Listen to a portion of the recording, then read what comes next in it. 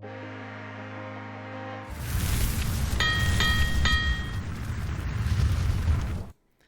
hello, hello!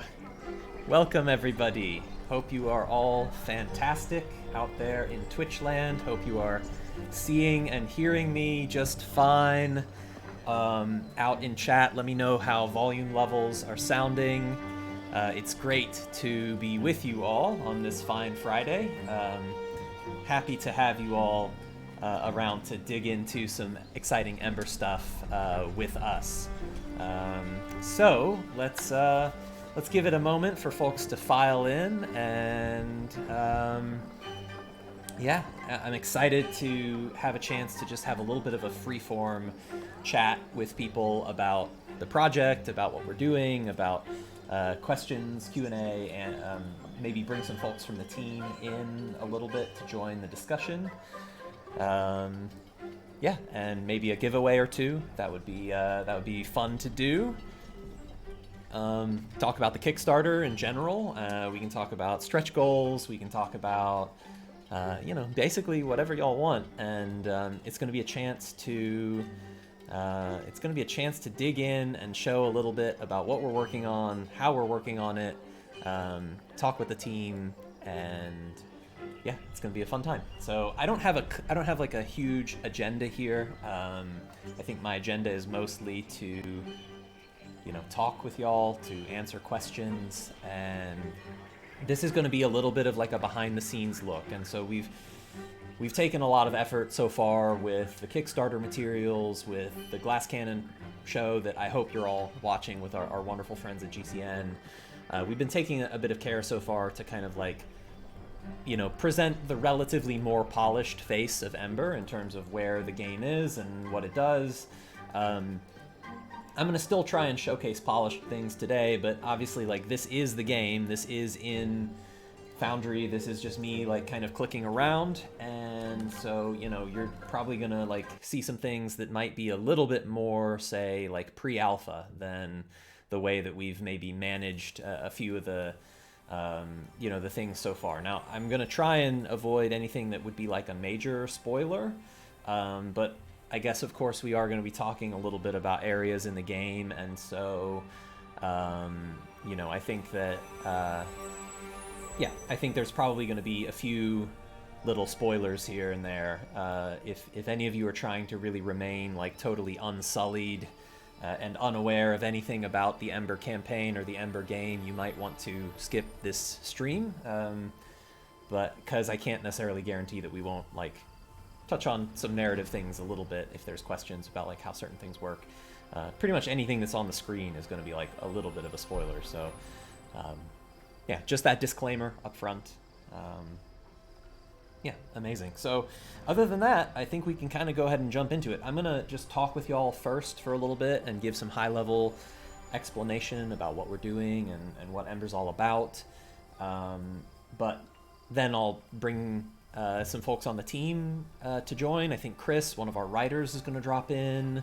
Drew, the artistic mastermind behind our Vista System, is going to join.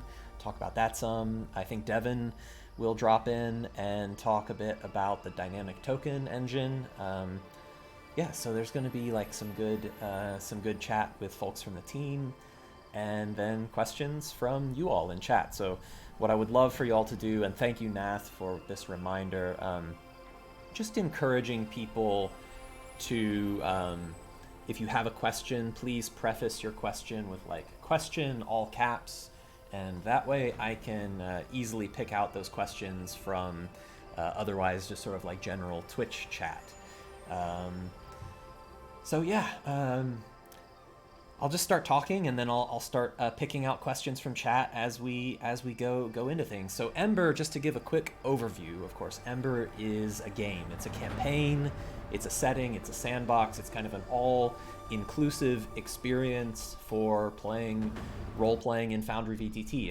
It's a vast region of the world called the Arctis Plateau. Of course, there is a much bigger world out there, but we have a really vast world, explorable region that you can kind of explore hex by hex. We have amazing lore and world building of our setting that allows it to be used as a sandbox or a setting for your own game. There's a huge amount of built-in quest lines and narrative and exploration that you can do. We have 40 quest lines, each of which is a multi-session adventure arc that forms an epic campaign for character levels 1 to 12. That's if you're playing using the D&D system. The exact level range, if you're playing using the Crucible system, it may be 1 to 12, or the Crucible level range may be slightly different, but either way, it's a ton of content for either game system that this includes. And yeah, really, it's the sandbox aspects of Ember are ones that allow you to build your own content in this setting. So place your own locations, discoverable locations of interest, place your own events that can transpire as you're exploring about the world. So the sandbox aspects of Ember allow you to build your own game experiences using tools on the region map, using tools in our narrative engine, using tools with our Vista system, with our token creator. And so Ember has a lot to offer all kinds of different tables, all kinds of different groups. I think our main story, like our central campaign, I think is wonderful, and I think many of you are going to think it's wonderful as well, but there's so much that you can use Ember for outside and beyond just playing the storyline that we've created as well. So yeah, again, just one more disclaimer is that this is, of course, pre-alpha. Everything you see here is not yet to the point that we would really entirely want someone outside of our team experiencing it. So you're going to see some rough edges, probably. You're going to see some things that look a little bit unfinished, and that's because they are unfinished. We've got over a year and a half worth of work ahead of us to finish what we've set out to do with Ember. So there is a long way to go and a lot still to be done. So please be understanding of the fact that we are still, early in the process. But yeah, okay, well, without further ado, I can kind of just bust into some discussion and Q&A. We'll start out with a question from Kaled. Any idea if Ember's hex tiles implementation for exploration will be used when developing Tomb of Annihilation? It's a good question. It's not really about Ember, but I'll tolerate it. Possibly. So it's not tiles. I mean, I think that's one thing that I can talk about with Ember. So there's no tiles here. Every hex is, part of a rendered layer in the canvas. Each hex has really rich metadata about like what's in that hex, what happens there. Is it a special location? What's the terrain type? What's the biome? Like this hex is in the Verdant Paths, so we've got all this gazetteer information about like what's this biome about? What's the terrain type? This one's normal terrain. All of this sort of stuff. Would we use this system in Tomb of Annihilation? There's probably some lessons that we learned here that we would deploy for TOA, just as there were some lessons that we learned in Ember that we actually deployed for Kingmaker, although that was a much earlier version of Ember. Fun fact, Kingmaker, which also has region hex exploration tools, we started working on Kingmaker after we started working on Ember, although it came out much before. So there were some things in Kingmaker, like the Fog of War exploration, some aspects of like hex data. There are some things in Kingmaker that came out of Ember, and probably there will be some aspects of TOA that come out of Ember too. But when you're exploring around the world, like your reveal of this region map, like which hexes get discovered, how fast is your token moving, is it difficult terrain, are you going to be blocked by this like collapsed thing where I can't keep going, I can't get to the other side of this blockage right now. All sorts of things like that. Like a lot of them are sort of pretty proprietary to Ember, I guess, and they wouldn't necessarily work right out of the box in a different setting. So some yes, some no, in response to your question. Question from Clorp Donk. When you make characters, can you only see them as bird's eye view or classic sort of proper paper doll? Currently, our token creator, and this is an experience that you have when you go to create a new character. So like I'll say like brand new character. When I create this new character, it takes me into character creation. And this character creation workflow eventually you get to the token maker and you're creating, like, here's my Drakon character that I'm making. For the moment, the token maker is a top-down representation of your character. Now, would we maybe someday have more of like a front face-on version? I wouldn't rule it out, but it's not within the scope of what we are, currently trying to do with Ember. It's not that it's a bad idea. In fact, it's a great idea. It's just the artwork requirements to do that are huge, and we have to prioritize, and we have to do things that are sort of most essential. And so that isn't on the list at this time, but it is a wonderful idea, and a lot of the software framework of the token maker could theoretically apply to like designing a portrait as well if we had the art resources to back that up, which we don't, and we don't have plans for at this time. Question from Crackback, will there be any more stretch goals? We've planned out around 10 stretch goals. We're not expecting to reach 10 stretch goals. That's why they're stretches. It's like these are beyond the things that we're expecting to reach, but we did plan out about 10 so that we would know what our ideas are.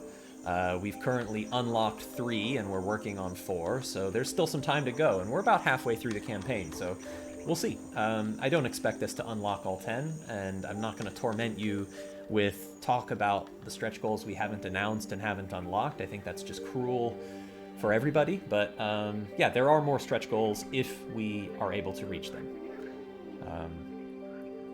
I'm sure this is a very FAQ, very frequently asked question that I will take from Anchor, because I'm sure a lot of people will have the question about Pathfinder 2e. We love the Pathfinder system. I love the Pathfinder system. I think it's a great rule set. But will it ever be supported for Ember? Now, I'm not in the business of saying never, so there's always a chance. But I'm also not in the business of propping up false hope. I think it's important to be transparent that we do not have plans to do Pathfinder 2e for Ember at this time. And I know that's a disappointment to many of you. It's a disappointment to several of us on our team as well. But it is something that would cost us an enormous amount of time and therefore an enormous amount of money. And it would delay the project, and it would potentially not even be great. And so for all of those reasons and several others, we've made the very difficult decision to focus on 5th edition as the familiar, accessible option that everyone pretty much is familiar with and knows about, and then Crucible as sort of the exciting new option that is very much more sort of like purposefully designed as a game system solution for Ember. And there's going to be a stream next Friday, same time, same place, next week, focusing a lot on Crucible and what the Crucible game system is and looks like, and talking a little bit about how it works, how it will work with Ember. So for Crucible stuff, I'm happy to talk a little bit about Crucible today, of course, but I'll be talking a lot about Crucible next week. So yeah, anyways, that's just me being transparent. I don't want it to sound like I'm, shitting on Pathfinder or anything. Like, I love it. I love the system, and it would be wonderful to play Pathfinder in Ember. It's just, there's a lot of things that would be wonderful, but they can only happen if we can afford to do them, and it's honestly something that we can't afford to do, not at this time. All right, I think I obviously there was a lot of questions that came in from chat, so I've missed a lot of them. So hit me with some more questions, and I'll just scroll down to the bottom. So if I missed over your question, please feel free to ask it once again. Question from VT Tom: what if the party tries to get off the paths up the cliffs? Is it possible? So some hexes are designed as just impassable terrain. So like this hex right here is terrain impassable. So like you can't get up here. If you try to, it will just tell you, like when you measure your movement, it will tell you like it's 2 miles away, but it's impossible to get there. If I tried to go, it says, this movement path is impossible. There's no way for me to get up onto this particular hex. There is pathfinding that allows me to say, well, that hex is impassable. I can't get to these other hexes either, but it looks like this hex, which I am aware of, like I can get up here. So the pathfinding system on the region map knows how to find a way to a hex that you've discovered. An event just happened. Okay, this is a good chance for me to talk about our event system here. So I was trying to travel to a new hex, but while I was traveling, I've gotten ambushed by a creature. Now I'm not gonna play out this event, but it's a good chance for me to show you all from the GM perspective of things, like what this looks like when an event occurs. There's this pop-up. This is something that I'm seeing only as the game master, so this dialogue is not visible to players just now. For players, all they would see is that like your movement has paused temporarily, like you obviously stopped moving. So there is a little bit of meta knowledge where the player knows that like something might be happening. But as the GM, I have a moment to quickly review the details of this event. I can click into it. I can read it in more detail if I want to. I can read about what the encounter would be. And I can decide, do I want to do this event? Do I want to decline the event? Or do I want to ask, like, is there some other event that might happen at this moment instead? Now, if I'm up for it, and if I want to do the event, then I'll click Begin Event. And what happens when I click Begin Event is it loads everybody into the actual details of the event. So you see here, it's automatically spawned the party into the map. And that's a kind of cool thing that works with these spawn areas we have. So there's all these different spawn areas in the map where you could come in. So the party spawns in one of these spawn areas, and the creature that you're fighting against here also spawns into the map, and there's certain parameters of like what's that entail for the beginning of the encounter.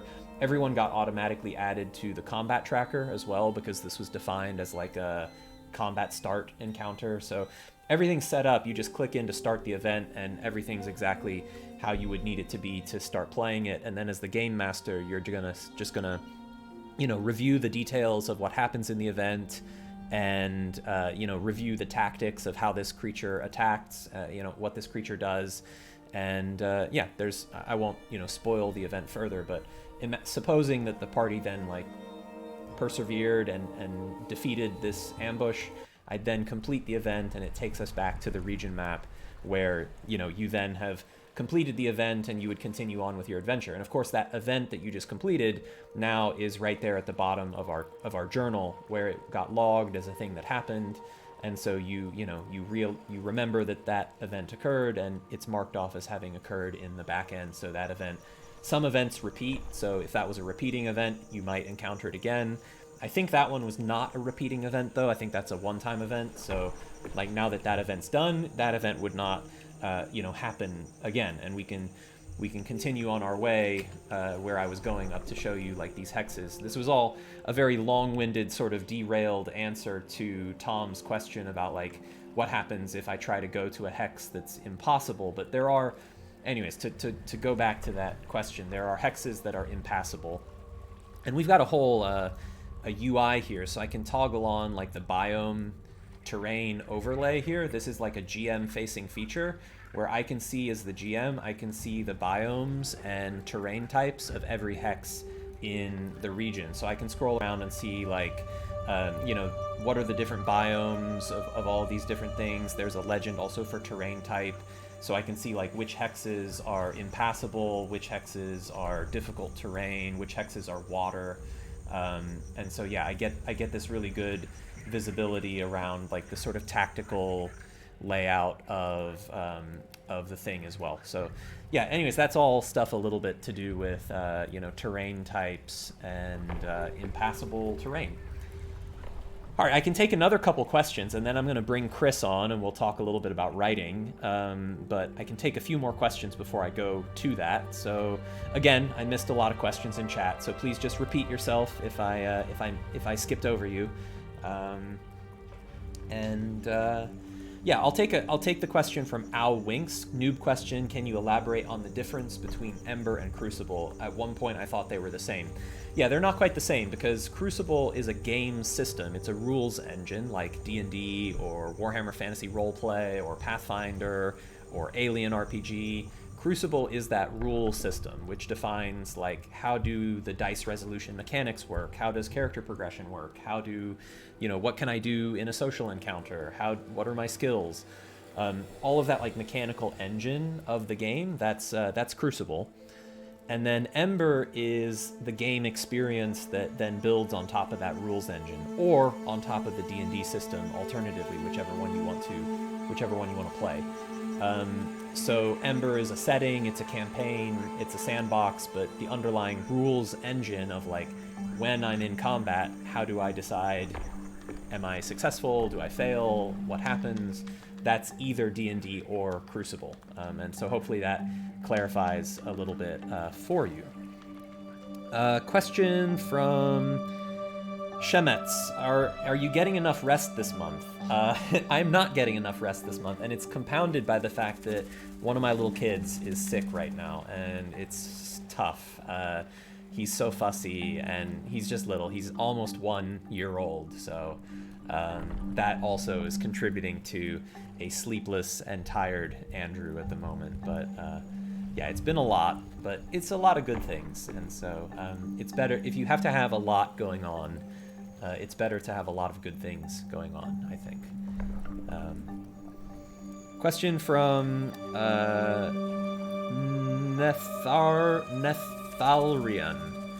Ember's being produced with both D&D and Crucible in mind. In your opinion, is there one of those systems that better fits the setting overall and the narrative?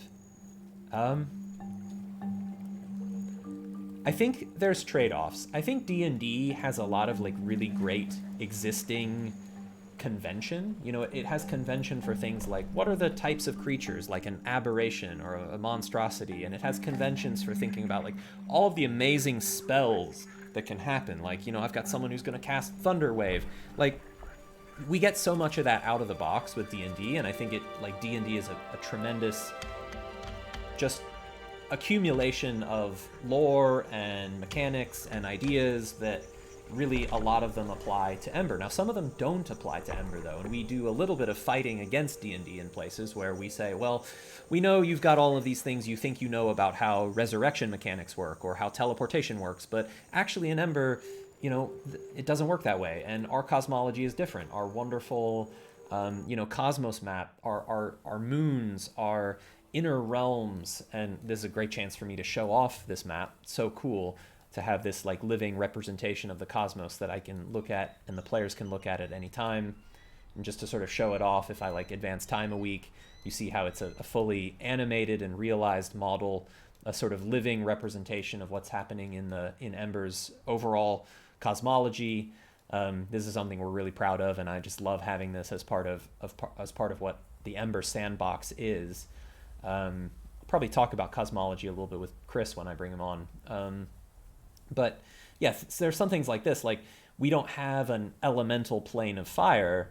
We have Rajan, the charred moon, and we don't have the abyss in the sense of like where the archdevils and demons of hell summon forth fiends from like a lower plane and summon those devils into your realm of existence. We don't have that. We have inner realms. We have Signara, we have Primordis, we have Luxarum, and each of them have some aspects of lore that integrates with concepts like fiends or fae or celestials, but it's not like a one-to-one mapping, and the lore in Ember works differently. So some things we get sort of for free with 5e, and some things we fight against with 5e, and that's all in our setting guide. Like we try and make it easy for people who are, going to run a game in Ember to then understand the differences. I better go back a week because I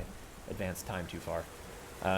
You can see the cool little like moving shadows on the region map too as time is rewinding quickly, like these towers where like and the token, like the little sort of shadow casting. That's another fun little touch. But yeah.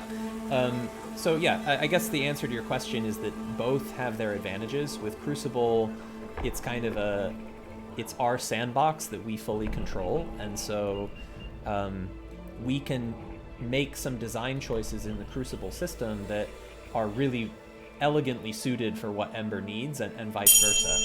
Oh, there's another event. I'll just decline that for now. Oh, it's persistent. It really wants me to do this event. No, I don't want to.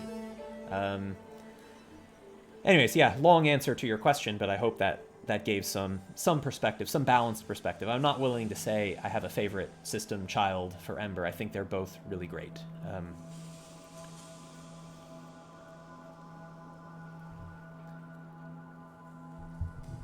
Yeah, and some of you are commenting on the musical change. Yeah, it's really nice, like the Cosmos scene. I'll go back to that for a moment. The Cosmos scene has its own soundscape, and that soundscape changes based on the moons that are in phase at the moment. So if I'll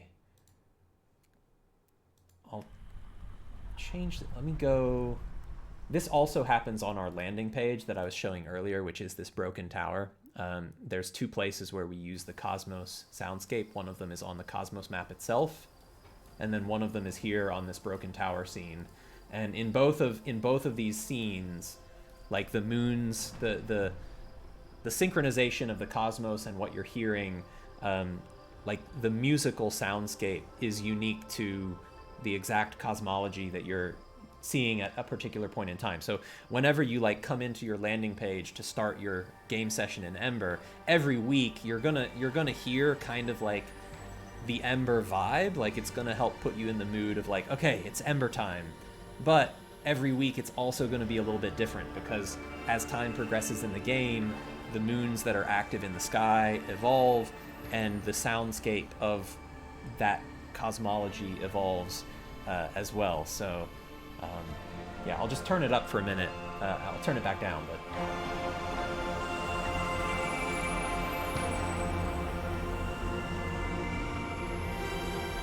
you can kind of enjoy the soundscape for a moment. Ian's work on the audio is really tremendous. All right, turn it back down. You'll hear more of it later. Yeah, all right, maybe one more question, and then I'll pull Chris in for some writing chat. This is going to be a very popular question. Kegen Noyama, which features in Ember are slated for incorporation into Core Foundry, if any? There's a lot there to get into. There's a lot of features, and so there's a lot that could be incorporated into Core Foundry, but I'm getting a note about volume levels. I'll decrease the interface volume so that those pings were not as loud.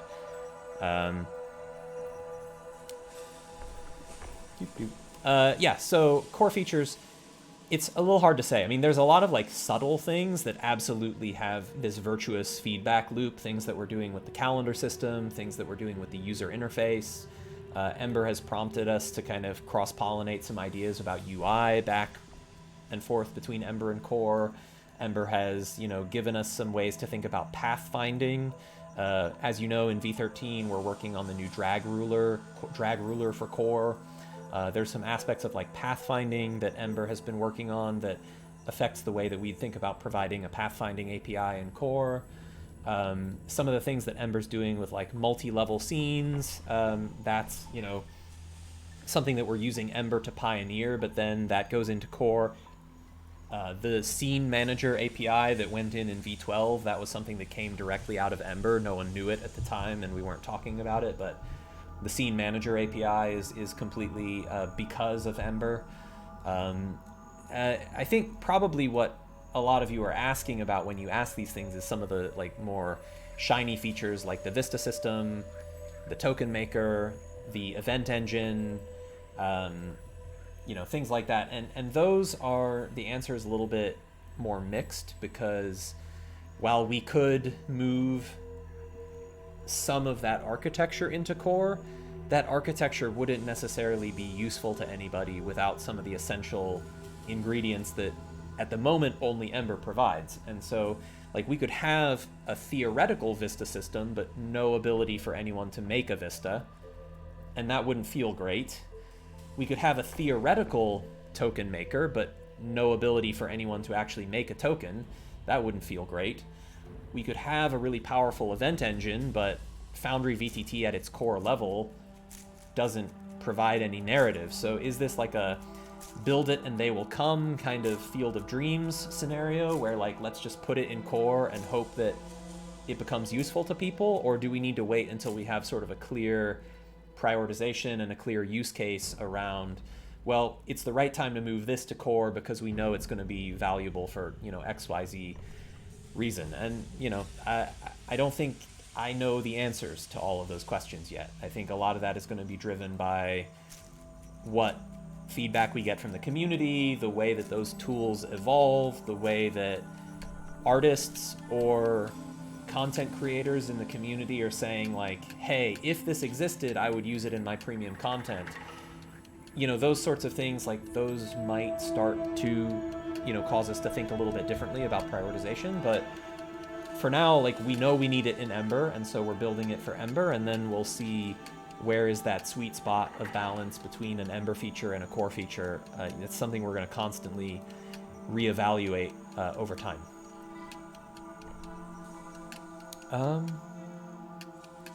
Okay, cool. Well, I think this is a ideal moment for me to pull in Chris. People are saying the music is still too loud. Okay. I'll just turn it down even a little bit more.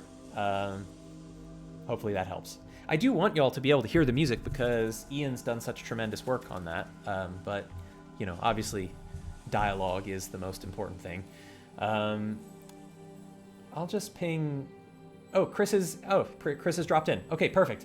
So let me introduce to you all, I guess, the voice from beyond, because I don't have this set up to do multi-webcam at the moment. So it'll be sort of like, you'll see me, but you'll just hear Chris. But yeah, let me introduce Chris Lockey, one of the trio of full-time writers on the Ember project. Chris, say hello to everybody.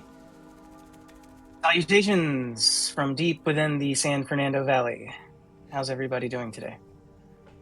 Doing great. Hopefully in chat, if I can get a confirm from everyone that folks are hearing Chris clearly enough. I think so, but he is loud relative to Andrew. Well, maybe I just need to... I can shift my mic a little bit.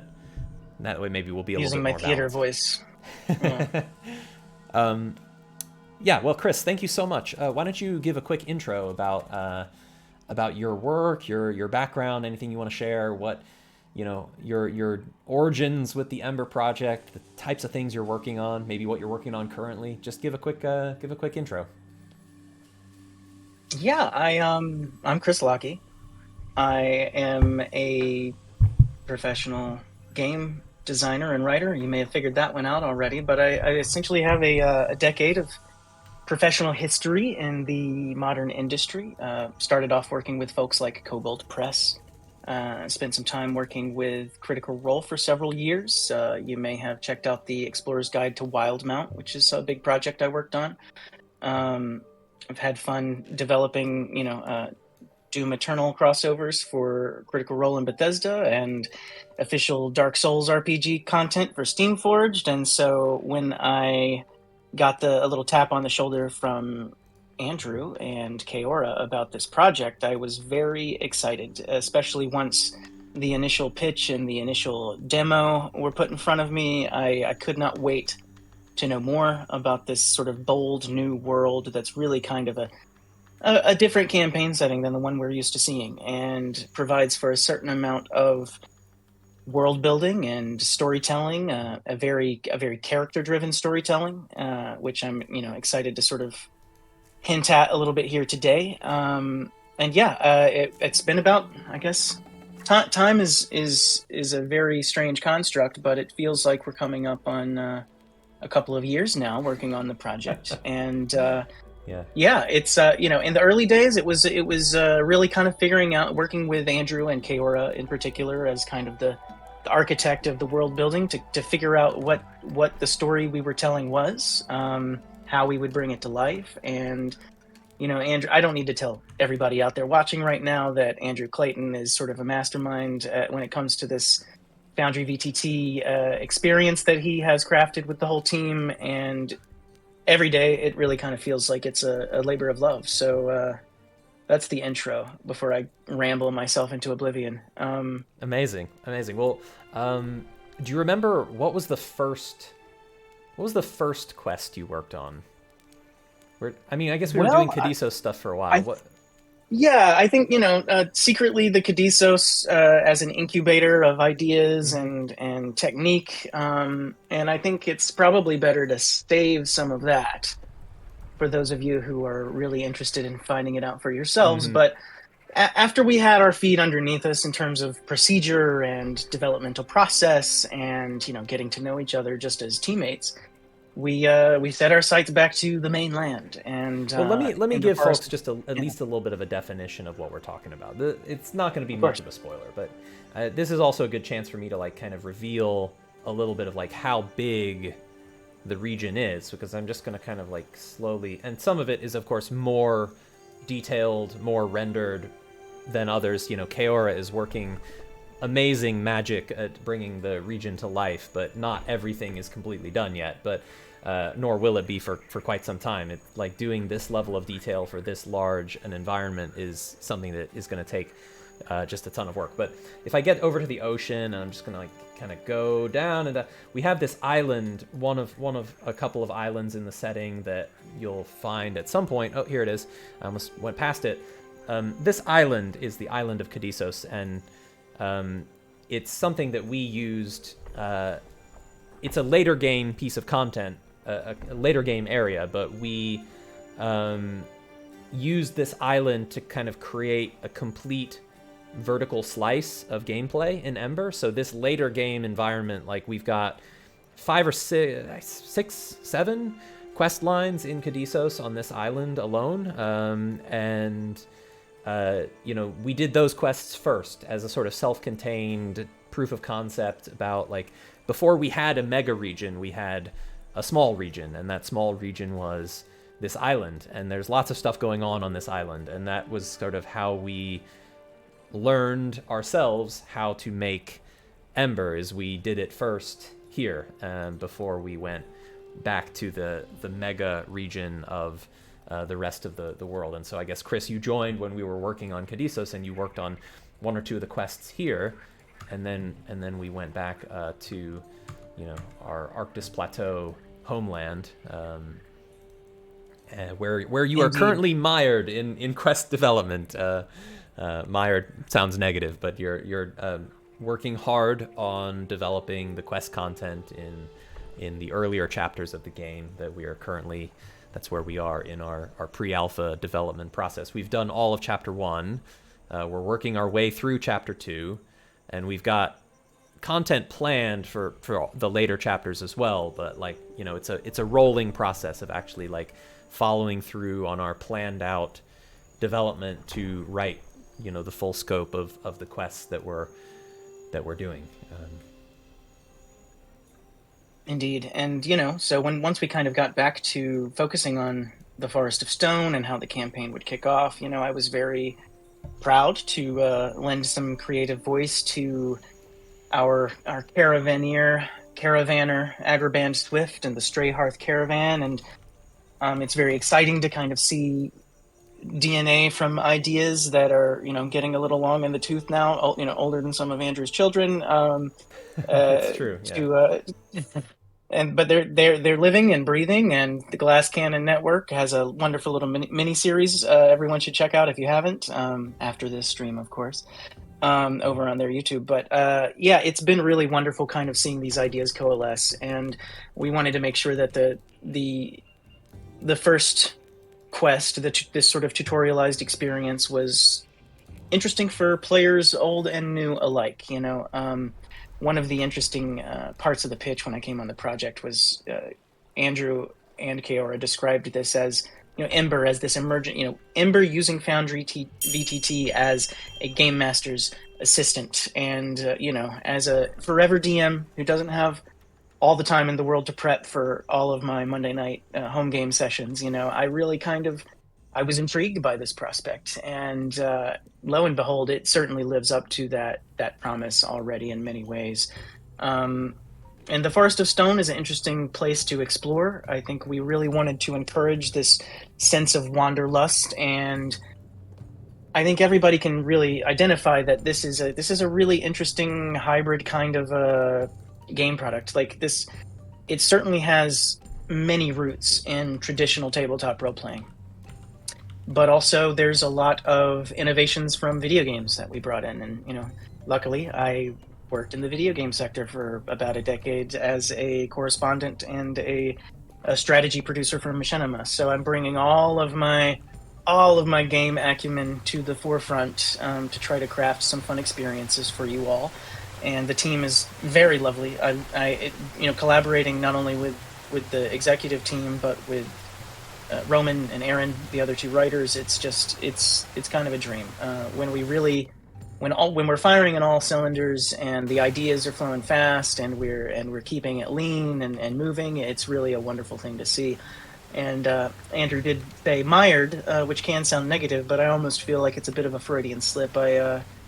I don't know if anybody out there is a Magic the Gathering player, but I play Black and Blue. The swamps and the dark evil magic is a big part of my storytelling aesthetic, and I am actually sort of rounding out the final touches on what we could describe as a darker fantasy side quest right now, that is replete with elements of that bespoke abyss that Andrew mentioned earlier.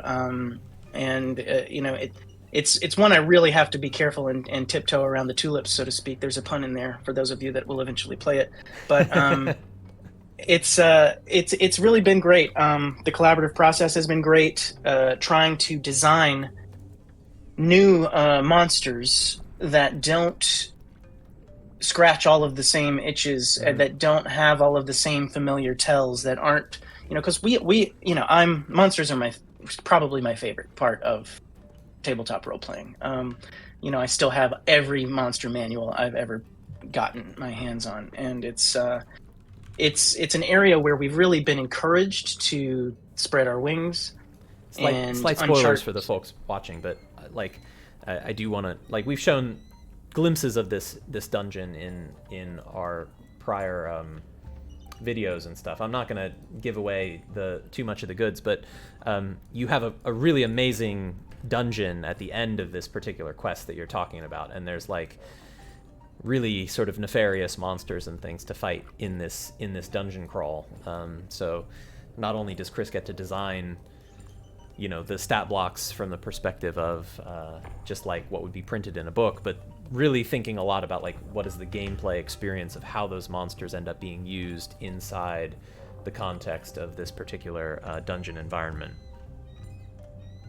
And it's worth saying, this particular dungeon environment was really kind of the brainchild of Andrew himself, and so it was a really fun collaboration to try to push the limits of what Foundry could do when it comes to automation and puzzles on the map and controllable elements for the players, while still kind of seeking out that really essential gameplay element of being able to take your time, being able to have those role play moments, being able to explore and enjoy the mystery. And it's this quest is a little swole. It's one of our earliest ones, and so we've learned some process to kind of keep some other quests lean. But I do think this one will be a very meaty quest for those of you that enjoy the darker side of fantasy and tabletop role-playing games. And it's taken a lot of influences from a lot of places, but I'm a big Stephen King fan. There's certainly some of that, the cosmic horror of Clark Ashton Smith and some folks like that.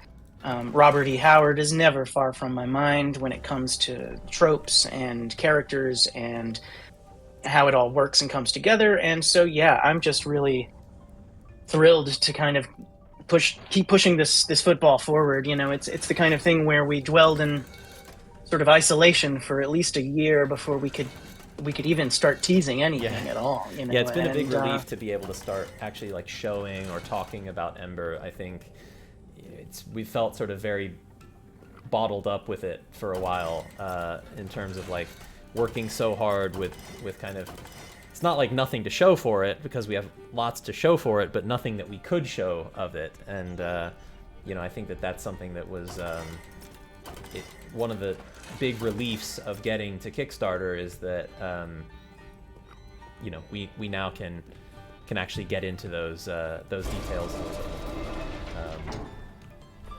No doubt. And one of the fun reveals has been that cosmology that you've spoken of already on this stream, and obviously we have some snippets in the updates and in some of the promotional videos already. If you've watched the Glass Cannon miniseries at all, you can kind of see how the moons of Ember play a very pivotal role in a lot of the narrative and a lot of the world building and a lot of the day-to-day life. Those inner realms as well. Uh-oh. I just walked into a blade trap. Oh, you mean in my character? Oh, I thought we were in stream talk. I was like, no, we're still live. We have to be live. Oh no, the stream. Thankfully, the stream did not die. But I think my character that I'm controlling as I walk around this dungeon may have just died. But yeah, when the product is live and when you can all reach out to us through the void to start asking a little bit more directed questions, I'll be happy to let you know specifically which quest this is and perhaps give you a pointer or two on how to not succumb to Andrew's devious automated traps in there.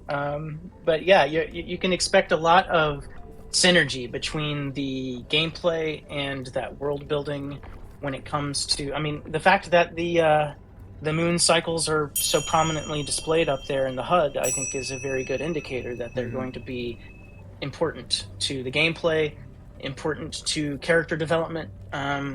And that's another thing that's really been exciting about the project. I really have been blown away by the art team and their hustle, their inspiration, their dedication to realizing these new ancestries and really kind of making these wild ideas actually come to life and be understandable at a glance.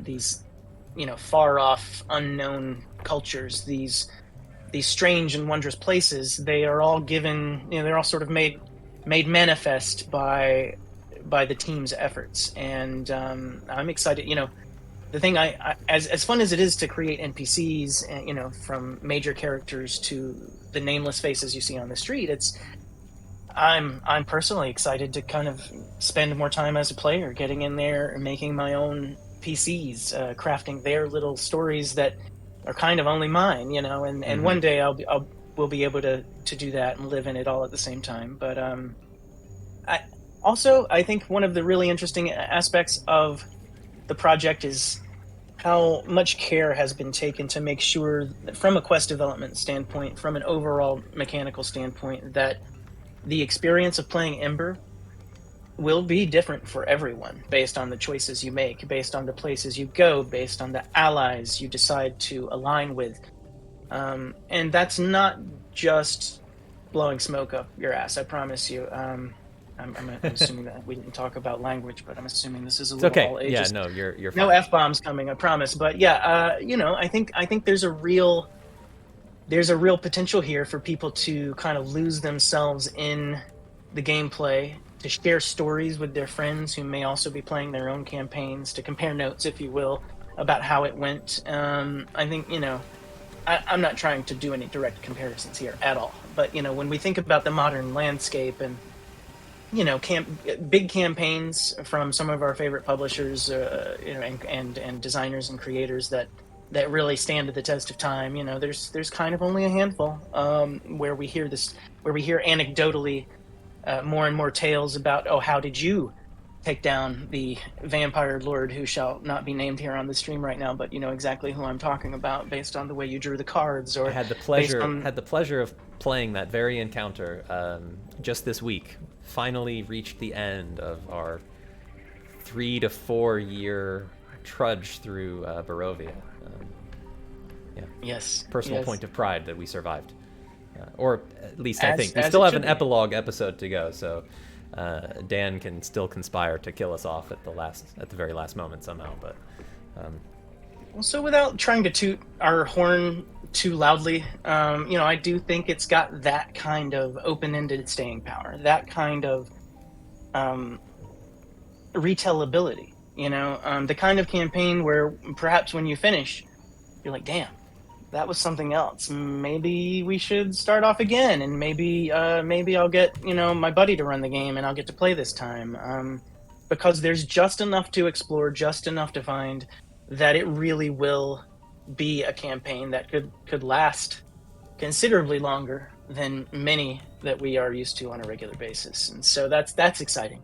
But also it's a challenge. How do we keep it interesting? How do we keep it alive? How do we yeah, make sure that yeah, each of those hexes you explore actually has something worth exploring? Well, not every hex, every moment, every hour of every day, right? Because there needs to be some verisimilitude. You need a little bit of time for those long and short rests. You need a little bit of time for that, the downtime activities and the character development. And, there are certainly some fertile grounds for that as well. I mean, I think we haven't talked too much about the great city of Ordain, but I think when it comes to um, home bases and yeah. characters starting to build out their own identity in a place, it's going to be a very wonderful opportunity for that. Well, I got the And wonderful permission from Kaora um, to show a teaser of the work that we're doing on Ordain.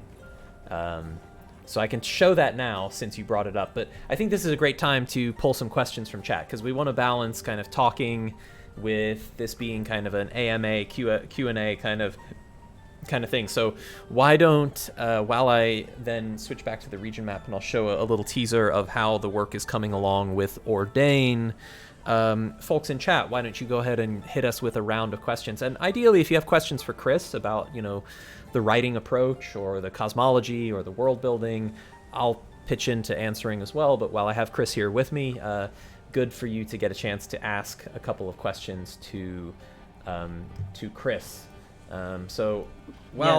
yes, and go ahead, Andrew. Well, I'll just send I'll send a question over your way, and then while you're answering it, I'll show a little bit in the background of how the work is coming along with That sounds great. Ordain. But maybe while I wait for a question to come in, that one's a little bit technical. From a writing perspective, there was a question just a few back from Dregory Term about how much replay value is there in Ember. So Chris, maybe you could talk a little bit about some of the ways that we have like branching narratives with our main quests or branching choices and consequences with side quests where like different parties will have different experiences. I think that would be a good thing to emphasize. No doubt. I think you'll find out from the jump. There is the opportunity for bifurcated gameplay paths where, one decision will vastly affect the way the rest of the campaign goes. And that doesn't mean you can't try to taste a little bit off of every table on the plate. I think we're, I'm going to wrap in a couple of other questions as I see them that kind of are extensions of this. AE Foxbird asks how well is it suited to a West Marches style play, where you can rotate party members, people coming, people going. I mean, schedules are tough. This game is big enough. The world is big enough. I think you're going to be able to find that as you commit to these different paths as a player, the game master is going to have tools that allow them to invite more people into the session, that allow them to have very satisfying narrative jumping on and off points based on whether it's the ancestry, the culture, the path of that character. There are narrative stakes at play in this game world that are real for everybody in the game world, and I think you're going to find some really fun stuff in there. And also to just confirm Wakarusa 67, yes, it's a milestone type situation, so the choices you make aren't going to preclude you from leveling up or something like that. We've certainly tried to engineer the milestone type leveling up and advancement so that everybody kind of comes together at the right points. There are very identifiable and measurable moments where that can happen, and I think ultimately Yes, so much replay value. I'm a bit astonished, and right now we're focusing very much on larger side quests and the main quests. But as development goes on, we'll be populating the world with a lot of smaller events and characters that exist outside of the fold, and that is really where those unique gameplay moments that vary from group to group are going to come from. The dynamic engine of Ember's calendar, and Andrew's going to do a much better job speaking about the technical stuff than I. But the randomization of certain events and the weather patterns, and the moon cycles are going to start off the same for everyone. That's perhaps worth mentioning, just to really drill it into your heads as you play that first quest. Everyone starts at the same point in time in sort of our canonical timeline. So day one is day one for everybody, but yeah. But beyond beyond that, you're one of the key ingredients we have in creating choice and consequence gameplay is, of course, time. In that you can only do certain things with your time. Your time is valuable, and your time matters. And so how you choose to spend your day or your days, it does come at the consequence of other things that you're not doing during that time. And the things you're not doing during that time should be consequential, and that's part of creating different experiences for different parties and different different game flows and different outcomes, replayability. Anyways, I just have to comment quickly on Ordain. This is obviously rough. Well, it's not rough. It's very, very polished, but it is line work for our city. Ordain as a city is one of the great metropolis of the world, and in our mega region, this is over 50 individual hexes, each hex, of course, being a mile, representing a mile of in-game space. This is 50 hexes of Ordain, each hex is its own district with its own things to discover and to do, and quest events, characters, people, places. So the overall scope of Ordain as a city is really massive, and of course it's drawn in this kind of representational way, but it's going to be so it's already so beautiful, but it's going to be so vibrant and so amazing when it's colored in and finished. This is really it's the crown jewel of the Arctis Plateau, both in name and visually, in fact, as it is here on our region map, and sort of is the central hub of our gameplay. So I'm sure we'll be showing more of Ordain as it gets further developed, but Keora is doing phenomenal work on the region map, and Rita on our art team is also doing phenomenal work working on this overview grand vista of the city from a different perspective, with all of the color and kind of the grandeur of the metropolis, the river running through the middle, the signature kind of location, Sindarin Temple, Alfable Keep, the Ordinate, all of these iconic locations of Ordain as a city that are depicted here that you can use as the backdrop for role-playing moments or things like that. And then, of course, on the region map as well, exploring each of these hexes one by one, encountering quest lines, challenges, events, characters, all throughout the city. It's going to be so dense and so packed with content. Of the 7 chapters in our game, and I don't want to spoil too much with the narrative, but 2 of the 7, the chapter's the focus of that chapter's content is Ordain-based gameplay. So there's a big chunk of the game that has to do with this city to make it feel really dense and really alive, and with so much happening and going on. Yeah, and I think I speak for the whole team when I say that when Rita showed us even the earliest drafts of that image, we were all kind of blown away, and it really it felt like we had crested the plateau, and we were finally looking at this thing that was real. And I think, back to the open-ended or the replayability question. I mean, once you get to Ordain in particular, you're going to have such an opportunity to explore each little district, each little borough. They're going to have their own characters, their own locations, their own threads that spin out into other quests and other events. And when it comes to the the novelty of your own game versus someone else's, you're going to find, perhaps it all starts off very similarly, but very quickly it's going to become I don't want to use the word chaotic, but an unpredictable amount of reveal and storytelling, and it's really exciting. Why don't we take one or two more questions, and then I want to swap out to bring Drew in to talk about all things sort of Vista related. Here's a question that's sort of very narratively focused. Oh, I lost it. Where was it? A story writing question from Mr. Grim Angel. What's your approach when designing these long, expansive quests that have a knock-on effect for the rest of the story? That's a good one. That's a good question. Yeah, I've got a take here, but Chris, why don't you start with anything that occurs to you, and then I'll fill in any gaps that I think are left over. Well, I think the most important thing to state here is that a lot of the very big, wide-reaching quest ideas were partly developed by Andrew and Keora as we, the writing team, came into the mix. And so there were certainly like grand ideas that needed to be realized. All of the nuances of that needed to be facilitated. And I think for me, the real answer is constant communication between teammates.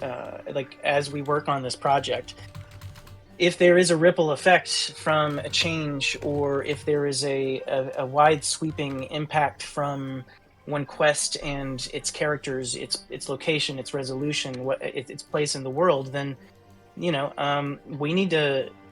we're very interested in and very keen on making sure that we figure that out, and that we think through all the possible outcomes and angles and any kind of ramifications that they could have. And I think, I try not to speak for Aaron and Roman too often, but, I think that you'll hear me use the word verisimilitude quite a bit when I talk about my work. And it's very important to me when game designing and when storytelling. And I think, that's a big part of this, making sure that outcomes are satisfying, but not to the detriment of the world you're in and the reality that we have created, that you will create for your players at the table. We're just giving you a template. You take this and run with it. I know someone else asked, like, how easy is it to keep doing your own thing? The assets are obviously all baked in, but this is once we give it to you, it's your world. And I think you do need to, however hard we've worked to build this hopefully seamless experience, you need to feel the freedom to be able to break it and do your own thing as well. So that's my take on it. Andrew, I'd love to hear from you, though. Well, I'll talk a little bit about some of the choice and consequence aspects, because I think, part of the question was like, how do we design so that with these expansive narratives, like, we keep everything, in check, or things actually matter, things link. I'll use Over the Moon, one of our side quests, as an example, because it's already been sort of spoiled, not fully, but partially, by the GCN actual play, because they played through that side quest. And so I'll use this one since it's already been seen a little bit. So again, spoilers for a brief moment. If you are not watching that, or you don't want to watch it, or you don't want to hear about it, maybe just skip ahead for 2 or 3 minutes in the stream, or mute for 2 or 3 minutes. In that quest, at some point you have this encounter with this dread abyssal entity in this area called the Writhing Grave, and as part of that, you can of course be perhaps tempted by the promise of power that the entity provides into accepting a sort of potentially ill-advised bargain of increased capability in the short term in exchange for question mark in the long term. So one of the things that we do in our narrative system is, in the quest, we track outcomes for anything where there's a meaningful choice that is made. It doesn't have to be a mutually exclusive choice. It can be something that's like, this is an example of a mutually exclusive choice where you can either sort of side with A or side with B. But there are other outcomes where it's just like binary, like did you do a thing or did you not do a thing? And then all of those outcomes become like game state variables, game state flags that we can use as the prerequisites for other downstream events, the prerequisites for other quests. So if you accept the gift of power and you get the benefit of that in the short term, then maybe the bill for that bargain comes due much later in the game. And in our quest design, we have that sort of branching choice point. Now, we haven't actually put a downstream event attached to that yet, but I promise you we will. And once we figure out what what happens when the check comes due, there's going to be something downstream later in the game where if you sided with this entity, that's going to show up later, and there's going to be some passage of gameplay that occurs because of that. And so whenever we want to introduce those sorts of branching off points, we can use that. We can use event outcomes. We can use event outcomes, either, like I said, either choices or just one-off outcomes. We can use those to then interlink and interweave all of our quest content with each other. And when we've used those outcomes to track like the really sort of important pivotal decisions that the party faces during a passage of play, not like the everyday decisions of like did you do open the door or not open the door, but like the really pivotal stuff, we'll track all of that and then condition our gameplay on those choices and on those consequences. And that's one thing that we can do. Like with our main quest, it's intentionally branched. So our main quest is intentionally bifurcated, where when you're playing through the game, you're going to do one path of the main quest and not the other paths. You're going to have to make a choice about like which objective do you prioritize. You don't have time, you don't have the ability to do everything. So part of our main quest involves you making those choices periodically of, are we going to follow path A? Are we going to follow path B? Are we going to follow path C? And we weave those back together so that, to a certain extent, whichever path you do, at some point, those threads are going to reconnect, and you're going to have the ability to then make another choice and revisit the consequences of, your actions in terms of which path you followed. But that's something that's like very inherent in the design the narrative design that we're following all throughout the game. So hopefully that was insightful to folks. Let's grab one more question, Chris, and then I want to swap you out and bring Drew in for a little bit. Very quick question about, does inclement weather cause the party to take longer to traverse a hex? Not currently, but we want to add more weather effects, and so there could be perhaps a weather effect that is like so inhibiting that it does actually slow you down. That would be feasible to do. We haven't done that yet, though. Let's see. Not a question, but the ability to toggle an overlay location where the quest goes, such an incredible quality of life. Yeah, hopefully folks picked up on that. That's what I was doing while I was showing some of these things, in terms of like showing this visualization of where the quest events occur. So this is a UI element. It's not final. It's, we hope to improve it, but like the flow chart of the quest that I was showing here, this is a way to visualize it for the GM on the region map, so that you can see, as you're running the quest as the game master, like where do these things happen, so that you can anticipate what passages of gameplay may be coming up in the near future. Question from Mute Foxy about people wanting to add their own locations, homebrew locations, to the map. I'll show this. It's going to be a little bit pre-alpha. This is one of the things that's not quite as refined as other aspects of the game. But we've got these gazetteers, which is like all of the locations in a certain quadrant of the world. And what you can do is, I could say like Foxy's special spot. That sounds a little bit dirty. Let's go with Foxy's lair. Let's go with that, and we'll call it Ember location. And so we get a location page here, and again, the UI here is just, it's pre-alpha. This is like for us to make the stuff. We're gonna make it more beautiful later, but we can say like, this is what you see when when you first arrive, and then this is details unlocked in the codex, and I can kind of like fill out this aspects of the event, and we'll say I'm gonna put, Foxy's lair. I'll put it just next to me right here in 32112869. So I'll just designate like which hex this location includes, and at the moment it requires an F5 to reload the game when I define a new location, but that's pre-alpha. I think that will not always be required, but this time, because it is required, I will reload the game.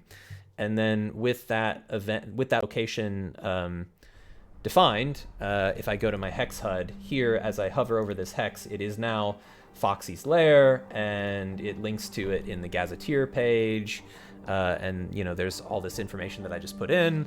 And when I travel to it, we have a discovery event where we discover that location for the first time, and so I'll complete that discovery, and then that discovery has showed up in my codex, so it's integrated in with all of the other locations in the game world, the information that the characters got. Everything was integrated in, and that is not too hard to have followed that sort of process to like define an entirely custom location in the world. So hopefully that was a useful example. Again, the UI and UX there it's a little bit, it's not quite refined yet, but still hopefully a convincing demonstration of what that sort of sandbox workflow looks like. Chris, I was trying to grab a final question for you, but I think it's probably time for me to pull Drew in. So is there anything that you particularly we haven't talked about yet, anything that's like a fan favorite of yours for Ember that I should let you share on the way out, or anything you want to share in closing? Well, beyond sort of being tasked with having to come up with some interesting new features for the ancestries and whatnot, which are coming to life not only through the player characters but through the NPCs and through some of the adversaries. That dovetails a bit with someone in the chat had asked, I'm sorry, I forgot who, but what's the favorite monster I'm working on right now, or something like that. And I don't want to spoil anything, but it dovetails with the notion that we are, you're not going to see all of the tried and true stuff you've seen in every campaign before. There is no, the blood war is not happening in this campaign. There is a different definition of how and why undead exist in Ember. Along with these things, and along with this sort of nefarious influence of the Abyss, comes the need to build out, adversaries and, perhaps unscrupulous allies that are part of that ecosystem. And what does that mean? I'm trying to be so vague as possible, but like what that means is, new features, wholly new features. You're not going to see pack tactics slathered on every monster that we push out the door, because we really want to make sure that, combat is satisfying in a traditional sense, but that encounters are bigger than just the battle map. And that sort of stretches into that functionality that Andrew is so keen on making sure is part of each of our area maps, and just these little nuances you see when the region map is able to reveal an area. I think it's all part of this grand theatricality where we want to make sure you, as the player, even as the game master from time to time, get pleasantly surprised by this experience, that you feel like you definitely got your money's worth, and that you've got a few stories to tell to your friends, not for our benefit, but for yours, because that's why we play this game in the first place. So yeah, I'd say that's keep your eyes peeled. With any luck, you might get to see one or two of the monsters I've had my hands on in one of these playtests. But yeah, thanks for everybody. Thanks for taking this ride with us. Thanks for believing in us. Thanks for putting your money where your mouth is. We're really gonna do it right, and we're gonna make you happy and real proud to be a fan of Foundry DTT. Absolutely. Well said, Chris. Thank you so much for dropping in to join. Really look forward to letting you get a chance to share more with our community over the coming months as we're building Ember out. But we'll say farewell to Chris for now, and in just a moment I'll bring Drew in, who is one of the super talented artists on the team making all of the Vista magic happen. And so thanks so much, Chris. We'll chat with you more next time. Thanks, Andrew. Thanks, everybody. We'll see you online. All right, awesome. Well, hope you all enjoyed hearing from Chris. I'll take a couple of questions from chat, and I'll get Drew to jump in just a second. We'll see if anyone has any quick questions before we start talking about Vistas in particular. This is something I was working on just this week. It's sort of a fun little puzzle, this elevator that, I'll ascend back up to the level of the tower where it's relevant, but this is like a rotating puzzle lock, so like only one of these tower areas can be accessed at a time, and so as we rotate the elevator around, your character can like move into different chambers here, but it will work for multiple characters as well, like multiple party members all on the elevator at the same time.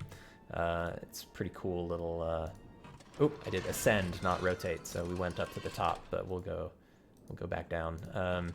Anyway, still a work in progress, but it's a fun little like puzzle lock for unlocking aspects of this dungeon that you explore. Fun little thing. Also our beautiful animated doors, of course. I keep forgetting to change the direction on that one. That door's supposed to open in. It's supposed to open in.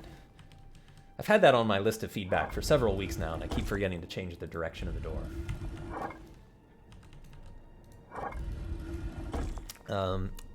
But yeah, anyways, that was a fun little thing. Another fun one in this particular area, if I go down a level, we'll go to minor spoilers for folks. Let's see, I need to go clockwise.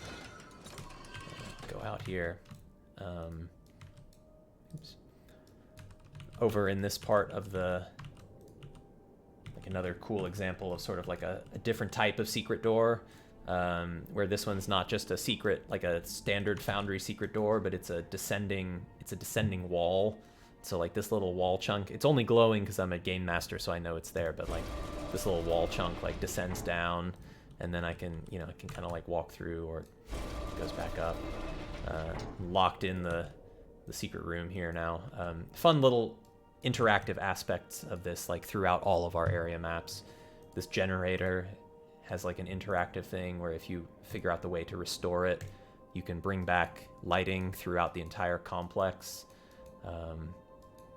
Yeah, just like fun interactive secrets and elements of exploration all throughout the area maps that are everywhere in this everywhere in our dungeons and in our explorable maps that are designed to be super interactive and immersive and whatnot. But yeah, there's like a nice little teaser that I thought would be fun to show with some of the interactivity in this area map. Let's bring in Drew. Let me maybe she's already listening, but just give her a little ping. Hello, Drew. You have joined. Hello. Great to have you here. Let me check and make sure that your audio level is good for everybody. Just give a quick hello again. Hello. Is that too loud or too quiet? No, I think it's I think it's good. I think probably about in balance with where I am. Maybe a little bit quieter, but yeah, we'll see. Chat says she's good. Excellent. Well, Drew, thank you so much for joining. It's excellent, wonderful to have you here. You've been working on Ember for quite a while now. You were one of the earlier team members to join up with the project. So I think I first got my first like sneak peek was in like December of 2022. Like I think I officially joined in 2023, but I was like, let me in, let me see. Because I remember one of my first conversations with Kaora, I was like, I need to see all of this now, right now, please let me see it. Yeah. We we were really lucky to be able to bring you in when we did, and you've been helping us to pioneer one of Ember's most exciting, innovative systems the whole time. I mean, we've had the chance to work very closely together on it because I've been helping to design the kind of technical side of how the Vistas work, and then you are kind of the creative visionary behind the artistic side of how we make it work. And there's been a lot for us to figure out along the way, hasn't there? Yeah. Yeah, safe to say we've had to do quite a lot of problem solving. Yeah, I was gonna say, where Vistas were when we first concepted them and where they are now is like, it's like I feel like it's like every couple months we've like figured out some new cool thing to do, and then it makes the stuff that I worked on like a year and a half ago, I'm like, I have to go make that better now. But of course, like, there's only so much you can do, but it's really cool. Like, it does feel like, you know, it's like, I had this cool idea, can we do it? It's like, yeah, let's do it. And then we do it. Yeah, it's pretty satisfying to be able to, you know, experiment with things and figure out things as we go, devise solutions. So, you know, for those of you who haven't been following the Ember project so far, Vistas are a kind of a new, different way to imagine role-playing moments and scenes in the VTT. So instead of theater of the mind, it's very theater of the screen. And we've got these environments that you can look around and you can pan, and there's all these wonderful parallax effects or environment animations, weather effects, lighting effects, the day-night cycle. It's all integrated in, and so you know, like here, it's raining at night now, and it's all kind of based on the game state and everything else. And so it's a slice of the world of Ember that all of our spectacular characters can then occupy, because we have, you know, we have so many characters in the world, an amazing number of characters that you can meet and encounter, and we can put all of those characters at any moment that we need to. We can put them into the Vista, and then you can have an interaction with that character or with other aspects of the environment that are kind of designed to be like a storytelling challenge or a key narrative moment or whatnot. And I hope folks had a chance to see our campaign update post that we posted about Vistas a while ago, but that was a really nice overview of some aspects of the system. But it's the kind of thing, like, it's so much easier to show than it is to tell in many ways. So what would you like to tell, I guess, and to show to the folks in the stream about the Vista system? Is there anything that I can demo while you talk about it a little bit, or what would you like to get into? I don't know. It's like, I'll say first of all, like, the amount of love and like just like excitement for the Vista system has been like, so it just makes me so happy, because, like, you know, we've been working on this for so long, and we were pretty sure people were going to like it, but there was also, like, you know, it's like, oh, this is what I've been like pouring myself into. I hope people like it, and I'm just it makes me very happy that, like, we've made something that does everything we like set out to do. So I really, like, every time people are like, probably a yes, lot more I'm so than we set excited out for to do, Vistas. I would say. I think what we set out to do was quite a bit more conservative even than where we are now. We're just like, oh, what if you know, because, like, I don't know if this is something people find interesting, but I'll maybe say some of the, like, background of the Vistas, like where the concept sort of came from, was, you know, pre-alpha. Our grass is blocking light. Note to self, Andrew, fix it. Yeah, I think we need to set certain assets not to. I promised everyone there would be bugs. I had to at least, like, do some minimal work to follow through on that commitment. Yes. But yeah, like, the original concept for the Vistas, you know, I knew we wanted to try to get some parallax stuff working, but like, some of the earlier stuff definitely felt a little bit more like, you know, visual novelty, like the characters would sort of be superimposed on a background, as much as, like, we wanted to have them in the scene. It was like we weren't really sure, like, how that was going to work, so there was that sort of version of it. And then you know, was like, well, no, we really want to try to get the characters in there, and I think we've like. I can't remember exactly when that happened, but I remember it happening because there's a very good image sort of a like sliding doors moment, I guess, for the way that we were approaching the Vista system, because once they transitioned into being a stage for characters, that really radically changed. Well, it made your life harder, for one. Yes. But fun. It was a fun challenge, but definitely like, ooh, now there's a bit more that I have to do. Yeah. It definitely increased the technical requirements for the way that these assets are designed, or the way that the scenes would work, in order for them to be, functional with tokens like this. And, for folks that are used to Foundry, I guess it's important to emphasize that placing characters into the Vista is exactly the same way that you'd place a token onto, say, like a top-down map. You just find your actor in the sidebar, and you're just going to drop that actor into the scene, and instead of being a top-down token or a POG token, when you're in a Vista scene, it's going to use the full body portrait artwork of the character. And there's a little, not final UI, but there's a little like Ember configuration for setting like how tall they should be, because we have ancestries of all different heights and characters of all different heights. But yeah, once the character's portrait is configured for the Vista, all you have to do is just drop that actor right in, and then when you're in this Vista scene, instead of a standard token, and these are still tokens, so you still have, say, like the actor's hit points. Like if for some reason this character takes damage, well, maybe not. I said there'd be bugs. There were bugs. But in theory, like, this is still a token representation of the actor, and so if the actor were to take damage, then you still have that control over the token in the Vista that you would in a top-down map as well. Yeah. I'd noticed one question. Someone asked if the characters can change based on their equipment. If there is an alternate version of the character art, such as like we have a version of a character with a mask on and a version of the character with the mask off, you can switch between those. But these are like our wonderful team of character artists has been drawing these, and so they are like pre-made pieces of art. But we to assure you, there are some cool like character date, like before and after, that we have planned. So there will be some cool stuff there. But yeah.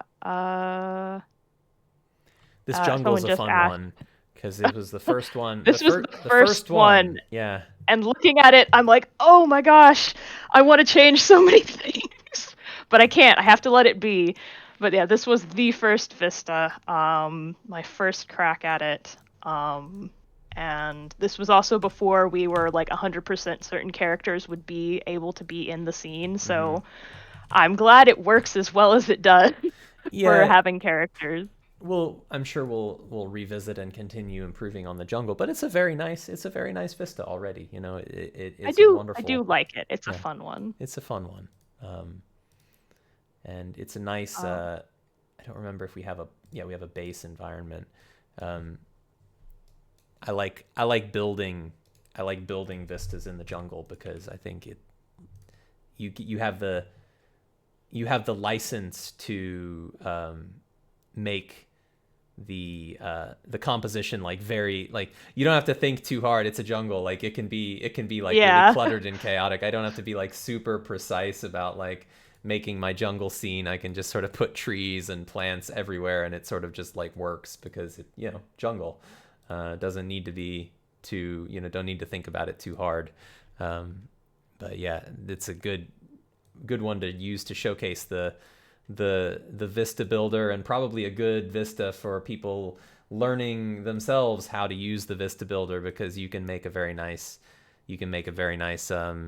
scene without much trouble, I think, in the Kadisos jungle. Yeah, so I am seeing a couple questions. Is this something you can do as a GM? Yes. So I want to kind of hit a couple questions I've seen just while you're doing this. One person asked, are the character sprites for the Vistas limited to the one made in the character creator?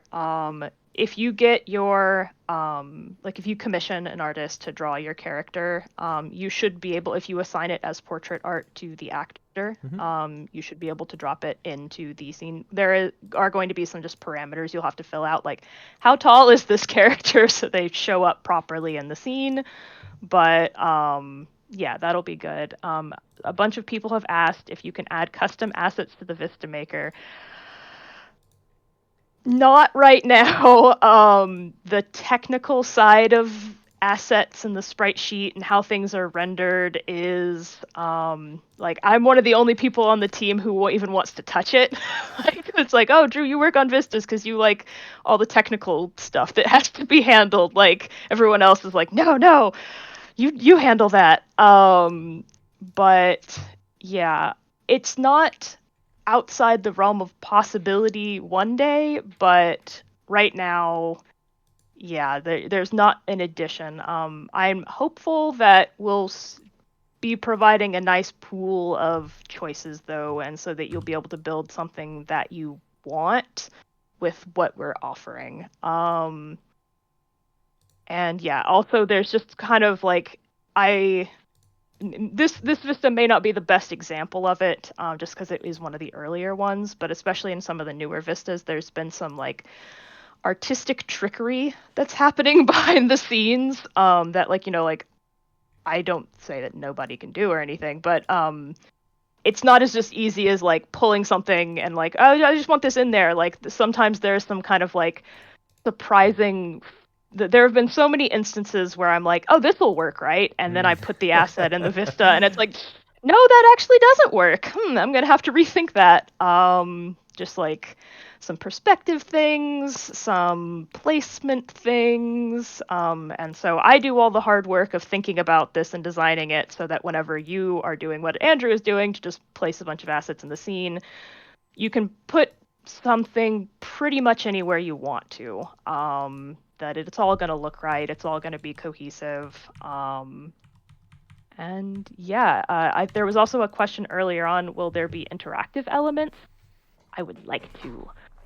We don't have anything, I think, that we can show off right this second, but that is definitely like in like there is actually one scene that's sort of fake interactive at the moment, that was showcased in the Glass Cannon network podcast. But yes, the answer is eventually, but can't really show them right now. But Sure. yeah.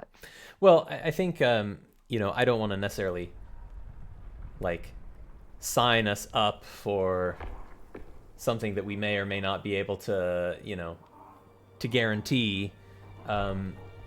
But I will say that the interactions mechanism that you've seen in several of the area maps that I've been showing off during the stream. So like the interactive elements in those area maps, like the mirrors or the secret wall or the levers, those interaction framework can work with assets in a Vista. So it is conceptually, from a software engineering perspective, it is possible for us to make Vista assets that are individually have that kind of interaction mechanic. Now, we haven't done it yet. We haven't had exactly the requirement to or the opportunity to explore that more, but I do think that it's not out of the question that someday there will be the ability to have like interactive elements in the Vista, like a treasure chest that you can click on the chest and it opens, and then a UI window pops up that gives you the list of the stuff that was in it. I mean, that's kind of a contrived example, but something like that would be theoretically possible, but not something that we've built yet.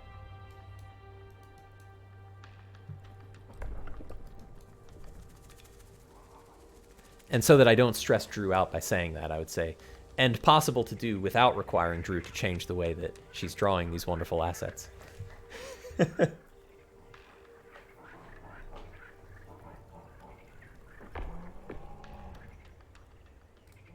Let me grab some questions from chat so that I can see what folks would like us to get into with Vistas. Yeah. So I totally didn't realize my mic was muted. I was affirming basically everything you were saying, and then was like, why isn't no one saying anything? I thought Drew was just like sitting there in stunned silence, like, no, don't make me do No, I just interactables. accidentally hit the little mute button on my headset. One person asked, though, regarding the depth in the Vista, how do you move characters forward or backwards, hide them behind things like rocks and walls and stuff like that? That's basically kind of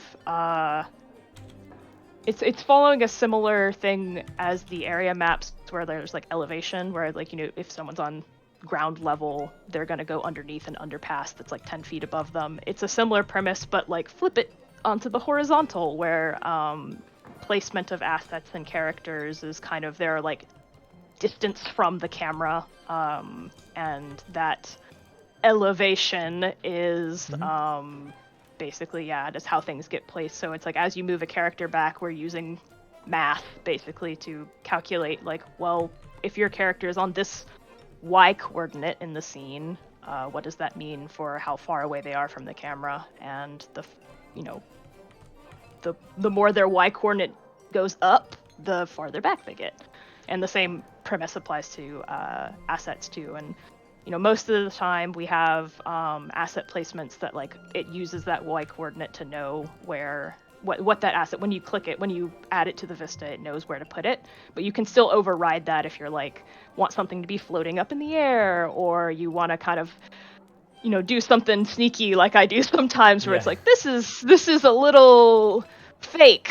I needed it to actually be at this elevation instead. But yeah, it's essentially the same system as the top down. It's just in depth rather than up and down. Yeah, and we have some tricks that we can do, but there's also opportunity still to further improve the system so that some aspects of traversal or whatnot are easy. Like what I'm doing on the screen here when I'm moving this character around, I'm just using WASD, keyboard keys to kind of move in and out, forward, backwards. So it's pretty intuitive once you get the hang of it, of like moving characters around in the Vista so that you can have like little storytelling moments with them. Like approaching the camera so that like you can talk to this character, and then maybe when you're done talking to this character, they'll kind of go back and take a position more in the background, and you can like have another character who becomes like the focal point of who your party's talking with. And it's a great way to kind of play out social encounters where there could be like lots of different NPCs around, and you want to get a chance to speak with all of them, and you can kind of bring them in one at a time. And amazing opportunities there, I guess. Yeah, I did see one question, are there like multiple heights that the characters can be on? At the moment, no. There is basically kind of like a playable space that is defined. You could manually set someone elsewhere, but like in this scene, we've got people up on the stairs. Those are assets that are placed, but they're not walkable. Like, we do have to define a singular like play space essentially. Otherwise, my job would be way too complicated. Yeah, I mean, maybe someday. There's always like things we can get better at, but yeah, of course. At the moment, not any. Maybe one day. Yeah, that's maybe right. That'll be our next stretch goal. It's like, maybe, yeah. Clone Drew so that we can get more crazy Vista stuff happening. Yeah. Well, clone me too, because technically it would require quite a bit of Clone work. the entirety of the Ember team. Clone our whole team, so. And that's our next stretch goal. Clone the whole team. I'm trying to scroll back up. I think I've missed a few questions.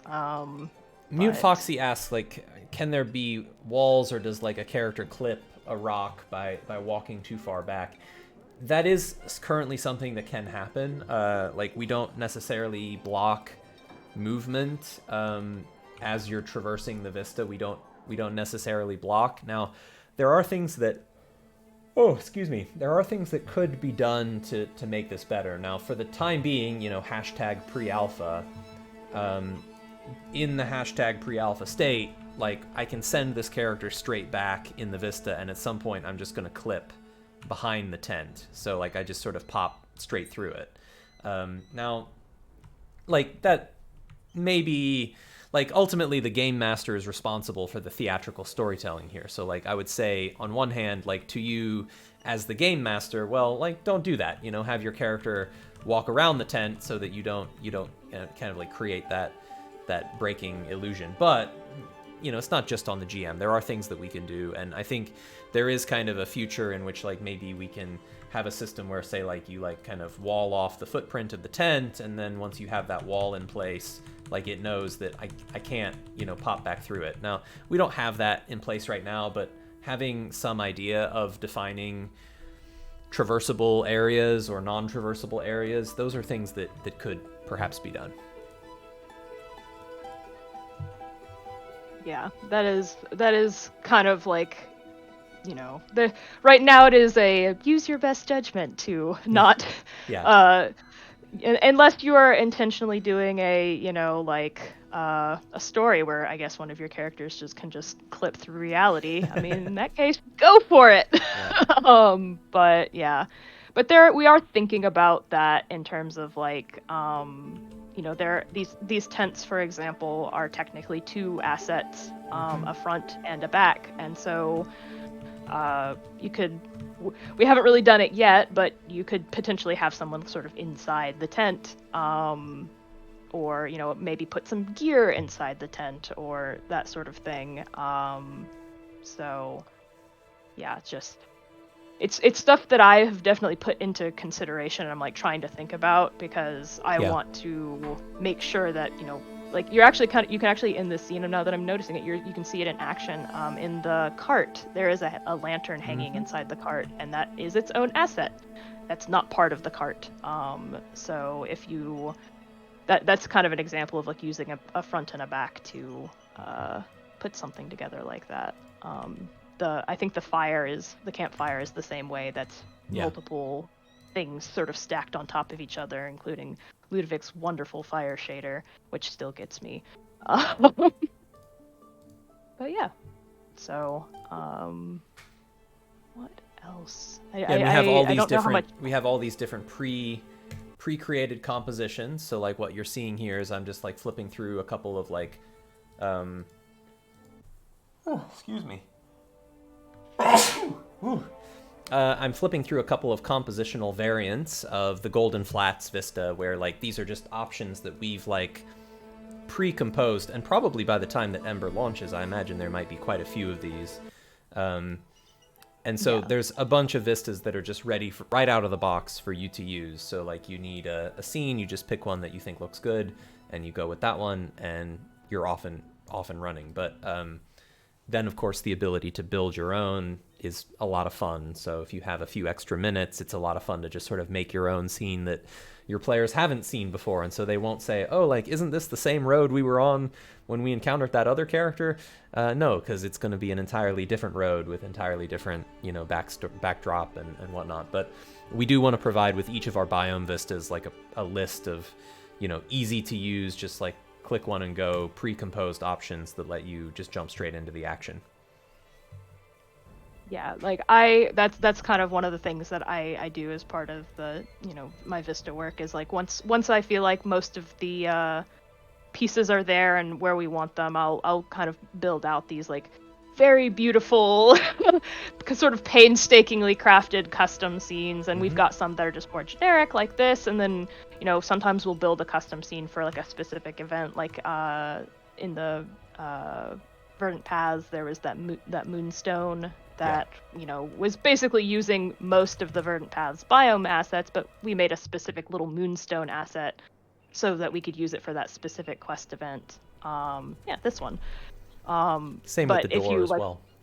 Yeah, same with the door, where it's like, you know, most of these assets are used in the generic ones, but if you need a like a nice quest moment, this lets us basically show. This is honestly one of the strengths of the Vista system, and one of the original reasons I pitched it was like so much happens in tabletop RPG campaigns that, you know, in a lot of like traditional print media, like you just don't get to see all of the kind of little moments or littler places because it's just not friendly to the budget to make an illustration for more than just the crazy wow moments. But this lets us just make a single asset to, you know, have a cool moonstone or have a cool campsite or, you know, that sort of thing. And so there will be pre-built compositions for generic purposes, for events and quests, and then of course, like Andrew said,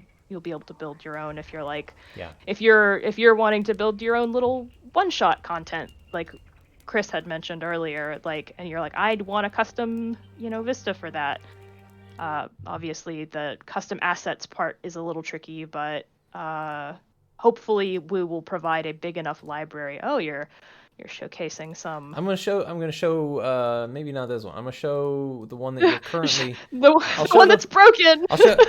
I promise people bugs, Drew. I promise people bugs. The audience gets what they want. A ground just isn't showing up on that one. I wanted to show the one that you're currently working on, which is this beautiful pathways. Well, I mean, we're not done with it because we kind of work in cycles. So everything, you know, gets set down for a moment and then we come back to it later and we pick it back up again. But this is something that you've been working on for the last little bit. The pathways, of course, is one of our massive sort of underground biomes.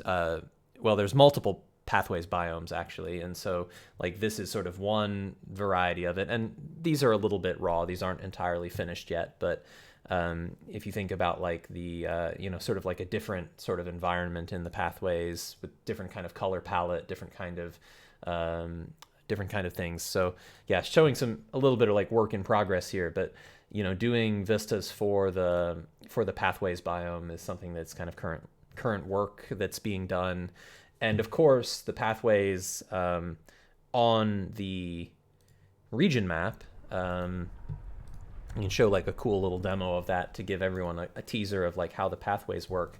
So there's this like, there's multiple ways down. But I'm going to go over to this sinkhole here where, you know, there's going to be some gameplay here and some POI and stuff. So ignore the fact that it's not visually populated yet. But if I were in this Arcturel pathways sinkhole, I can traverse down to the pathways layer on the region map, and so now we're in the vast kind of underground realm of the sinkhole depths, and it's a whole separate parallel slice of the region map that has its own independent fog of war exploration. So like it doesn't share the same, it's like a new set of fog of war. It's sort of seamless with the region map, and so there's this whole like vast underworld, and this is just one tiny little chunk of it. And so you're kind of exploring around, and just as with other like here's like a POI that you would discover the Encaro pools, and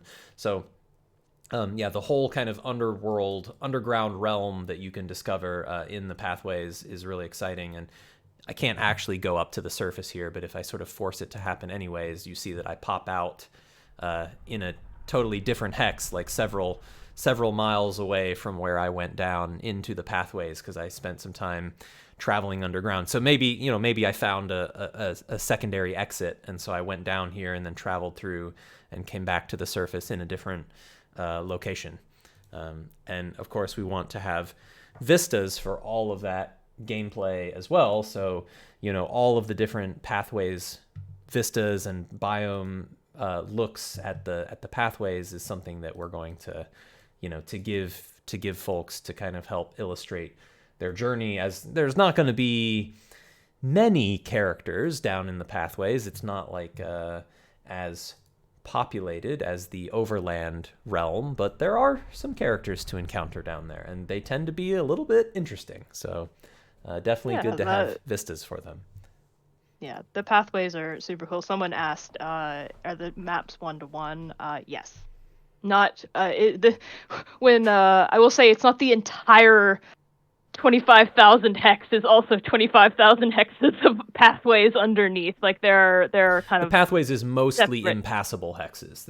It's certainly not as many hexes in the pathways. It's more of like a meandering network of tunnels and caverns. But yeah, there are a lot of pathways hexes, and it is 1-to-1 scale. So one underground hex kind of corresponds to what is directly below where you are standing on the region map. So if there were a way to go down from my current location, I would be going, 1-to-1 hex down to the underground area, and then, coming back up to the surface from there. I saw someone mention Tears of the Kingdom. When that came out, we were like, "Hey, that's ours!" Like, why'd you do that? Like, I'm a huge Zelda fan, but I was like, "Wait, hold on a minute, that's our thing." we can hardly lay claim to being in love with the idea of vast underground realms. I think so many games and IPs and books, series, and movies and stuff have done that. So we're not exactly breaking new ground with that, but I do think we are breaking new ground with having a fully interactive and explorable overland area that is linked 1-to-1 to a hex by hex region spanning subterranean realm. And I think that the level of ambition and the scope of it is something that I think is unique and really significant. Breaking new underground. Yeah, that's right. Yeah, I saw that and I was like, yeah. Let's take a couple of questions for Drew. Yes. Are there any other Vista questions? Yeah, let's see if there's a few other Vista questions. Or general questions. We're letting slip a few things. We're leaking some previews of looks at things that haven't been shown before. So the more questions you ask, the more you're likely to get some tasty glimmer of information.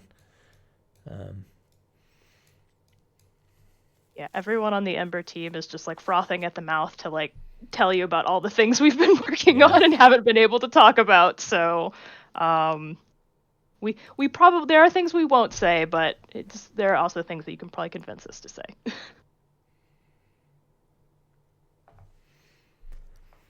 Bonar Vici asks about the world coordinate system. Is it possible to have more layers or just above ground and underground? From a technical perspective on the region map with regards to the seamless exploration of it and fog of war discovery and stuff, the technical limitation that we face there is that we would be limited to 3 layers.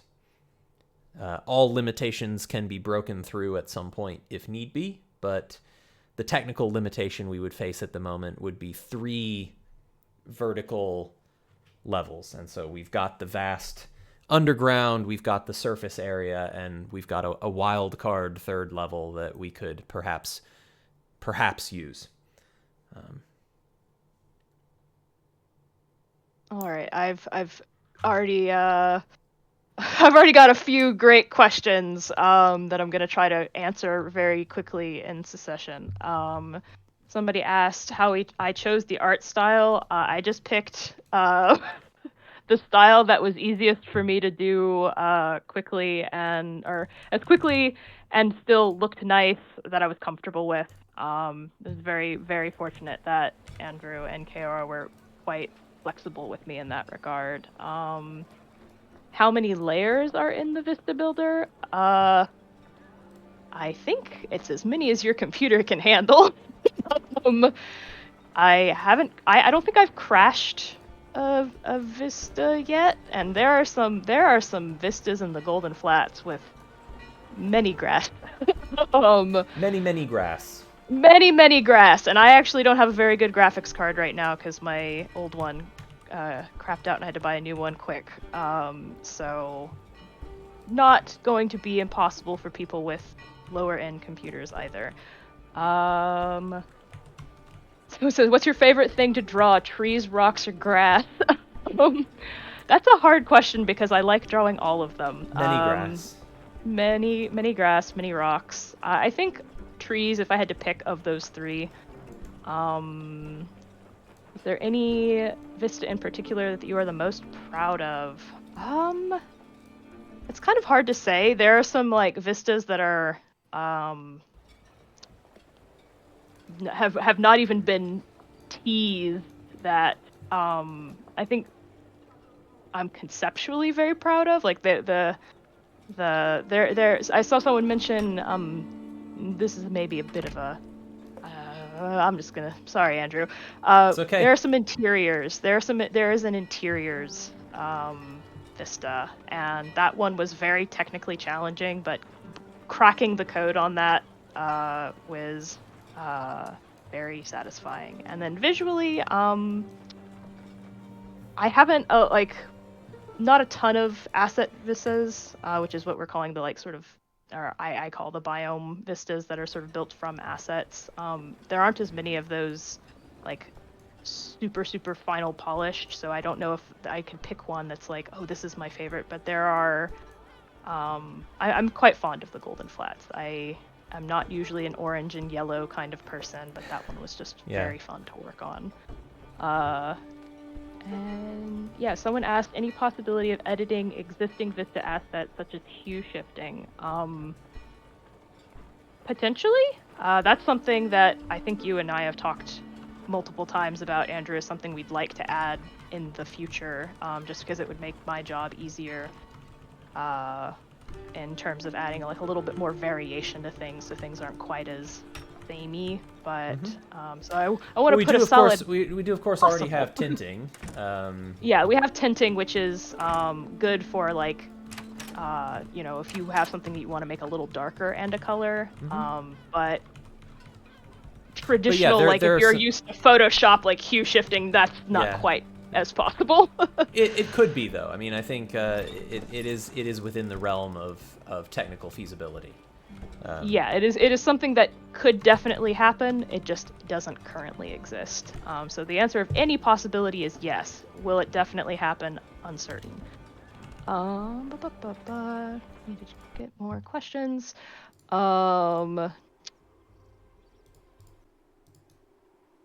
Someone asked how computer intensive will this be for players compared to House Divided. I will probably let you answer that one, Andrew, while I look for a couple other questions. I would say it's pretty much on par with House Divided. House Divided was doing some things in a slightly less efficient way than we now know how to do them for Ember, and so while Ember does add some kind of ambitious features with regards to, technical complexity, Ember also is maybe a little bit more optimized than House Divided was, and so I think it's probably quite comparable between the two. We've intentionally limited our maximum texture size that we use throughout Ember to 8K.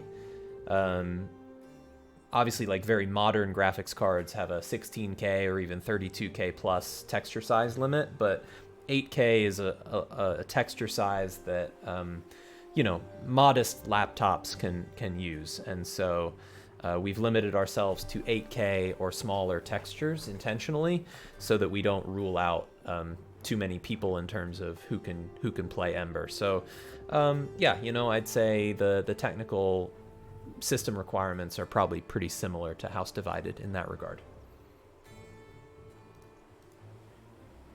Yeah, one person asked, will the vistas at night reflect the current cosmology with the moons? I believe so. It might still be in progress of making sure that actually works as it's supposed to, but yes, that is something we want. I think whenever you showed the Broken Tower Vista that Rita did earlier, that it was actually the accurate moons were in the sky. It was accurate. That was partially by design and partially coincidental. I think I am still working on the dynamic skybox, but the moons in the skybox. So we're doing skybox for exterior vistas. There's a common set of skybox layers that we use in all of those different vistas. So this Broken Tower Vista, the moons in the sky here, in the pre-dawn or nighttime of this Broken Tower Vista, these moons would also appear in a vista the Bluffs here, although the Bluffs Vista is one of the older ones that needs to be, brought up to par with some of the others, and so it doesn't have the moons in the sky yet. We need to add the skybox into this Vista configuration, but that's just because there's a lot of work to do to finish making Ember. But yeah, the dynamic skybox there, and for example, like the Hellcast Vista is another one where it is already added in. So like if I go over to the Hellcast Festival here, like these like big moons in the sky, very bright, like that's kind of cosmologically accurate, but there's other things needed to kind of get others up to working the way that they should. Yeah, because a little peek under the hood of, since Andrew mentioned the skyboxes, you know, the vistas are, at least the Biome vistas, and technically the more illustration narrative ones too, are essentially just assets placed in a scene, and the way I usually will configure them is kind of into parts. So there's the sky, and there's the, you know, kind of foundational stuff, and that lets us, you know, be a bit more efficient with like how the vistas themselves are sort of put together, and then that way you can also have variants without needing to like completely redefine the whole scene over and over again. If it's like, you know, this one has a path and this one doesn't have a path, well, you know, load this part and then the path, and then load this part and don't load the path. And you know, those are your two variants instead of needing to load all those assets twice. Well, Drew, I think I need to bring Devin in so that we can talk tokens for a little while. But thank you so much for joining and talking about all the amazing things that the Vista system does.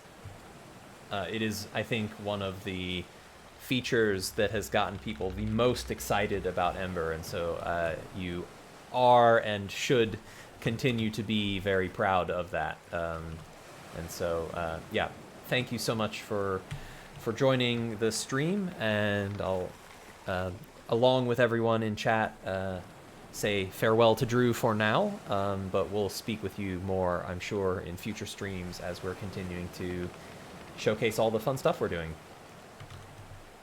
Yeah, thank you for having me, and once again, thank you to everybody for all the love for Vistas. I will get back to making more for you.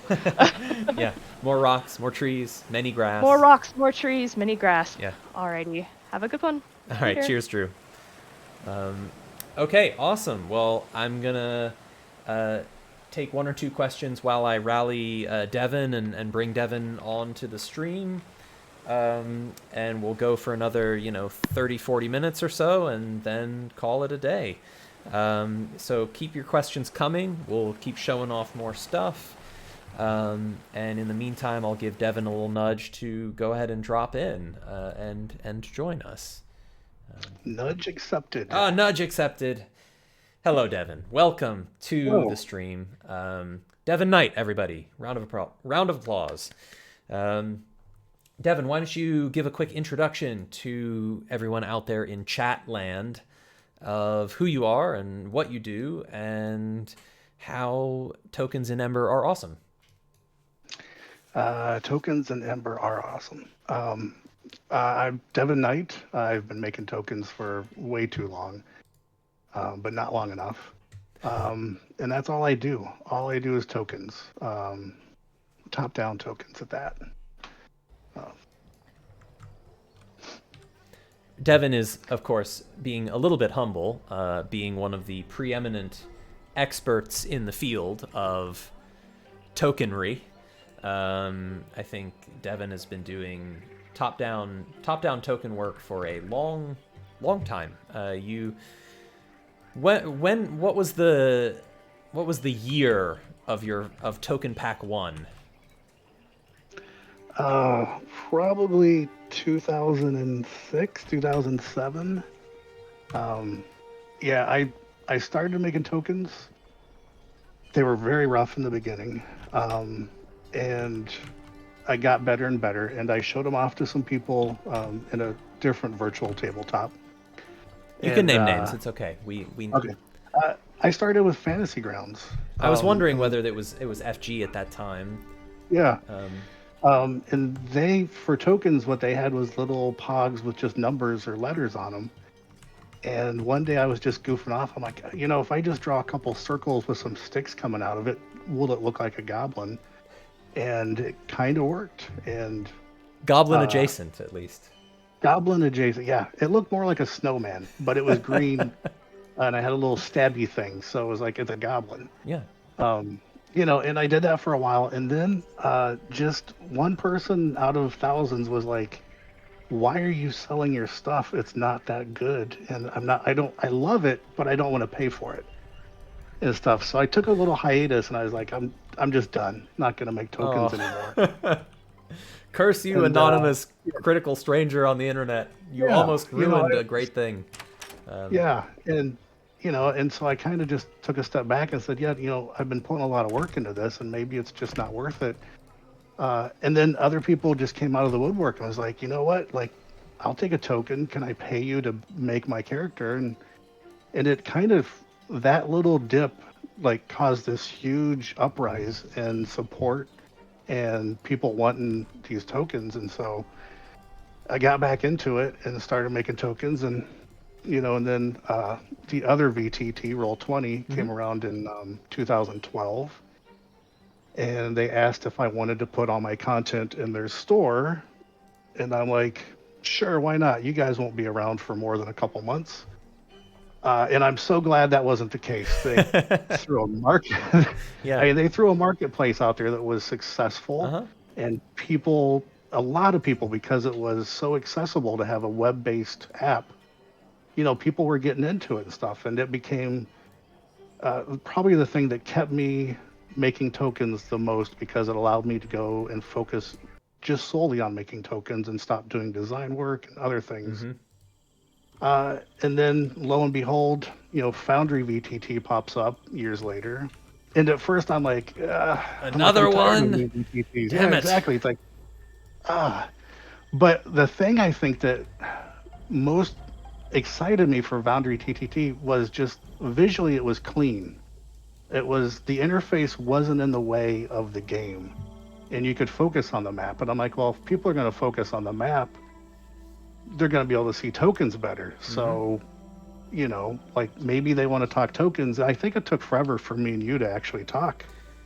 We kept pushing for resolution. It's like, I think originally you were doing like 50 or 70 pixel tokens, and then like up to, I don't know, like 140 was a standard for a while on Roll20, and then like pushing higher and higher, and now on your Patreon you're doing like, I don't know, like 512 or 600 or even larger than that. I know that when you release like your WebP packs and stuff.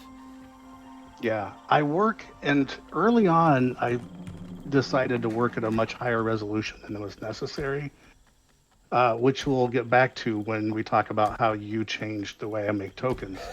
But I've always worked about... No, it's a good thing. I always worked at about 2100 pixels by 2100 pixels, and then reduced it down.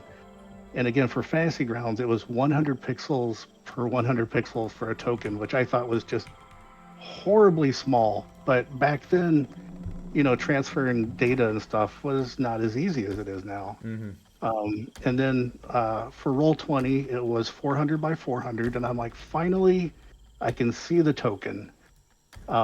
It's legible, minimally legible. Yeah. And then when I started working with you, you were like, I'd like 512 to be a medium-sized creature, and up to 10 by 24 for large. And I'm like, that's obscenely huge. Like, why is that even necessary? But then you showed me, like, zooming in on tokens, like, now you can see all those details that I've always put into them, but now they're actually visible. And I'm like, yeah, these larger tokens are actually pretty great. Suddenly there's a use case for it, to have our high detailed, Leshy with the Amarasp Queen entombed in the sap inside. Sorry, it's like story spoilers. But it's a cool monster. But yeah, so to get back to the point of you changing my tokens even more, just what was like half a year ago, maybe less, I've been providing all these tokens for you, and one day you said, hey, can we talk about the look of your tokens? And I'm like, first of all, I was like, no, you can't talk about my tokens. What a personal question, Andrew. Yeah. How about we talk about your code style instead? Right. Let's talk about my ex-girlfriends, but leave tokens out of this. But you said, your tokens are good, but they're getting lost on the maps. And, not all the maps have been the same over the years, Yeah. but modern maps have gotten more contrasty. Some maps have heavier, darker lines. Mm-hmm. And to your point, a lot of my tokens just kind of get lost on complex maps. And I took this idea over to my patrons on Patreon, and I'm like, Andrew's basically saying my tokens aren't good enough. I'm like, what do you guys come think? on. Yeah. Don't give me that. And at first they're like, Don't put it tell that way. Andrew to get lost. But then we did a couple samples, and some of them took them to the maps they were using. And the people that were initially against it came back and said, you know what?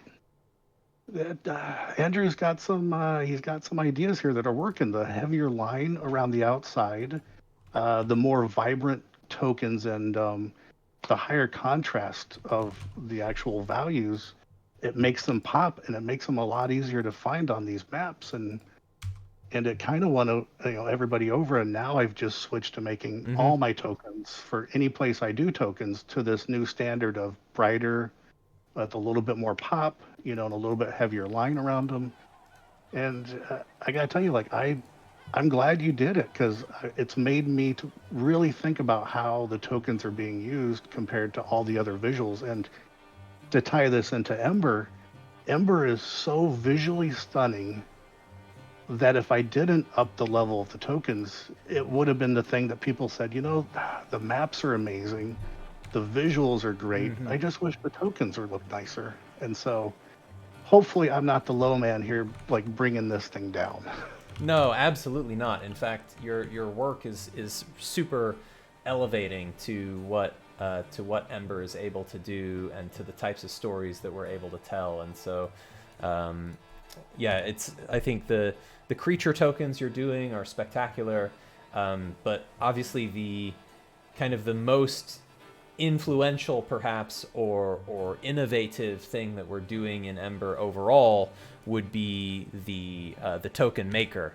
And so I think we should definitely spend a little bit of time talking about that. And to give folks a little bit of context, we knew that in Ember we needed to do a token creator, or some sort of character creator, like visual character creator, whether it was portrait or token or whatnot. We knew we needed to do something like that because Ember has these entirely bespoke ancestries: Altira, Ashka, Korak, Drakon, Fej, Holgren, Human. Of course, Human is shared with other settings and with us as humans on Earth, but our humans in Ember work a little bit different. There's, their features, their disposition, their history, their place in the lore is different in Ember than in other settings. All of these custom ancestries, and some of these ancestries do have visual similarity to other things that exist in fantasy IP, but not exactly. They all have their own nuance that would differentiate a character in Ember who's an Ashka from a character in another game that is something that's slightly serpentine or slightly amphibious. And so we knew that we needed a way to be able to depict that, and so the token maker came to be as how can we let people have a way to visualize their own character, given that their own character isn't going to be just an elf or a dwarf or a halfling or a gnome or a half-orc. So we can't expect people to just go Google for something, or go to Midjourney, which we don't necessarily recommend anyways, but or go to a wonderful token maker like yourself on Patreon or others. We couldn't expect people to just go and self-service their own visual representation for their character. So we ended up doing the token maker as a way to to make this possible. And we have all of our different ancestries. Well, not all of them yet. Some of them are still work in progress. Some of them are still on the to-do list, but our various ancestries in Ember that I can just sort of generate infinite variation of characters using those ancestries that clearly belong to and evoke the feeling of Ember's peoples. And it's a huge luxury to be able to do that. And so I'm so glad that we've like been able to work it out and to work together on making this, much like my interaction with Drew on the Vista side of things. Like Devin and I work very closely together on the token maker in terms of like trying to mirror the technical requirements of the software with the artistic requirements of the artwork creation. And so, yeah, Devin, why don't you talk a little bit about some of the things that we're having to do in order to, like, what's under the hood a little bit to make the token maker work this way? Yeah. So again, when I first started working making tokens, I came from a production background. I went to school, graduated with a lot of great illustrators and stuff, but I wanted to work on computers, so I went into design. And in design, my thought process was, if I'm going to be doing these, I want to be able to do them as easy and as efficiently as possible. So from the very beginning, from the very, very beginning, I didn't do this, but shortly after getting into it, I was like, heads should always be separate, so that I can swap them around. Torsos should be separate, legs separate, so I could make this library that I could just pull from to create new tokens. Now, in reality, being an artist, I never really did that. Every time someone asked for a new character, it was like, oh, I gotta draw a new pair of boots. That last pair of boots I did was no good at all. These boots will be better. And so I did have a huge library, but it was a little bit more in theory than in practice, maybe. Yeah, exactly. But so when you brought this up, I'm like, I have all the parts. All we have to do is start dropping them in. And so we started working on it, and at first it was easy. The arms were all one piece. The torso was just a torso, the legs, and you came back to me and you're like, well, what if we take the arms and divide them up in 3 pieces or 2 pieces at the time? And I'm like, yeah, I guess we could do that, the upper arms and the lower arms. So even though I had kind of prepared for this all my life, what you were asking for was still a little bit different. And I had to go back in and modify kind of how I thought about making tokens and broke them into smaller pieces. But the result is you get animations where the arms have more movement than they would have had it just been one piece. And they look great. I mean, as simple as these animations are, like, it just breathes life into a kind of a static image. So I have tons of parts. A lot of them kind of have to be changed for the angle we're working with now, which is slightly different than my standard, and slightly different than where I was headed when we first started talking about this. But there's hats. The hats are separate from the head. The head has eyes that are separate from the head, so that we can change minor changes to the eyes to give them different expressions. When you add scars and tattoos and facial hair, you're talking at like 3 or 4 unique levels on top of that that all have to be combined. And of course, you're the magician that managed to make all that work. All I had to do was draw a bunch of little pieces and parts and give them to you, and then you'd yell at me about doing things wrong, and then I'd come back and be like, yeah, I'm an idiot, but I'll fix it. And I would. And what we ended up with is something that even surpasses what I initially thought we would have when we first started talking about this.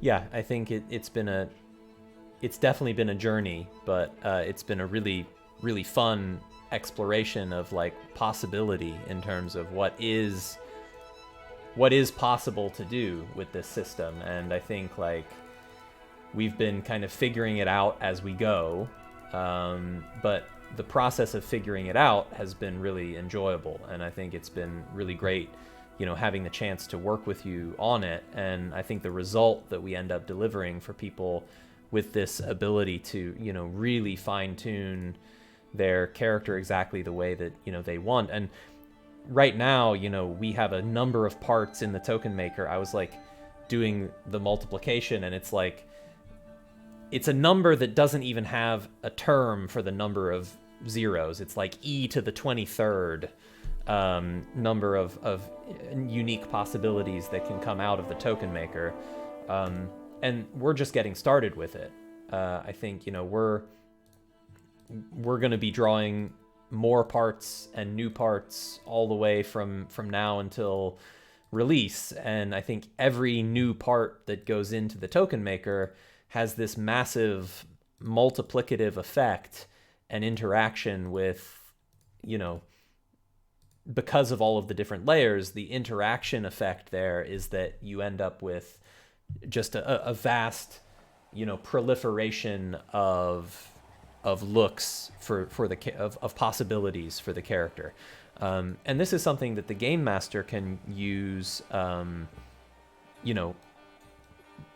really easily to create like randomized or semi-randomized NPCs, groups of characters. Say you just want to like fill up the tavern with 20 different patrons that are in a tavern map. You'll have a way in Ember where you can just create those sort of random townsfolk that each, looks a little bit different. Or sort of like groups of bandits that have maybe some similar colored equipment or similar types of equipment, but each of them has like a different hairstyle and a different hair color and different weapons or whatnot. Like having that kind of variety in the sort of humanoid background characters that you place into the game is something that is going to be so powerful, and it's something that's really cool in Foundry already with things like a wildcard token or something like that. But wildcard tokens, those rely on having pre-composed versions of all of the tokens that you want to use, and so like this is a huge level beyond that in terms of the extent of possibility that can happen. So yeah, anyways, amazing stuff, and thank you for sharing all of that sort of backstory with the chat. I think is really great for folks to sort of understand that that background and how you came to this and what we're doing. I'd love to just let folks ask some questions and see like Sure. What do people out in Chatland want to ask Devin about tokens, about the project? We'll take some questions and... Or my ex-girlfriends. It's easier to talk about them than tokens. Easier to talk about that than Andrew suggesting that the token style might need like a stronger outline or something. The audacity.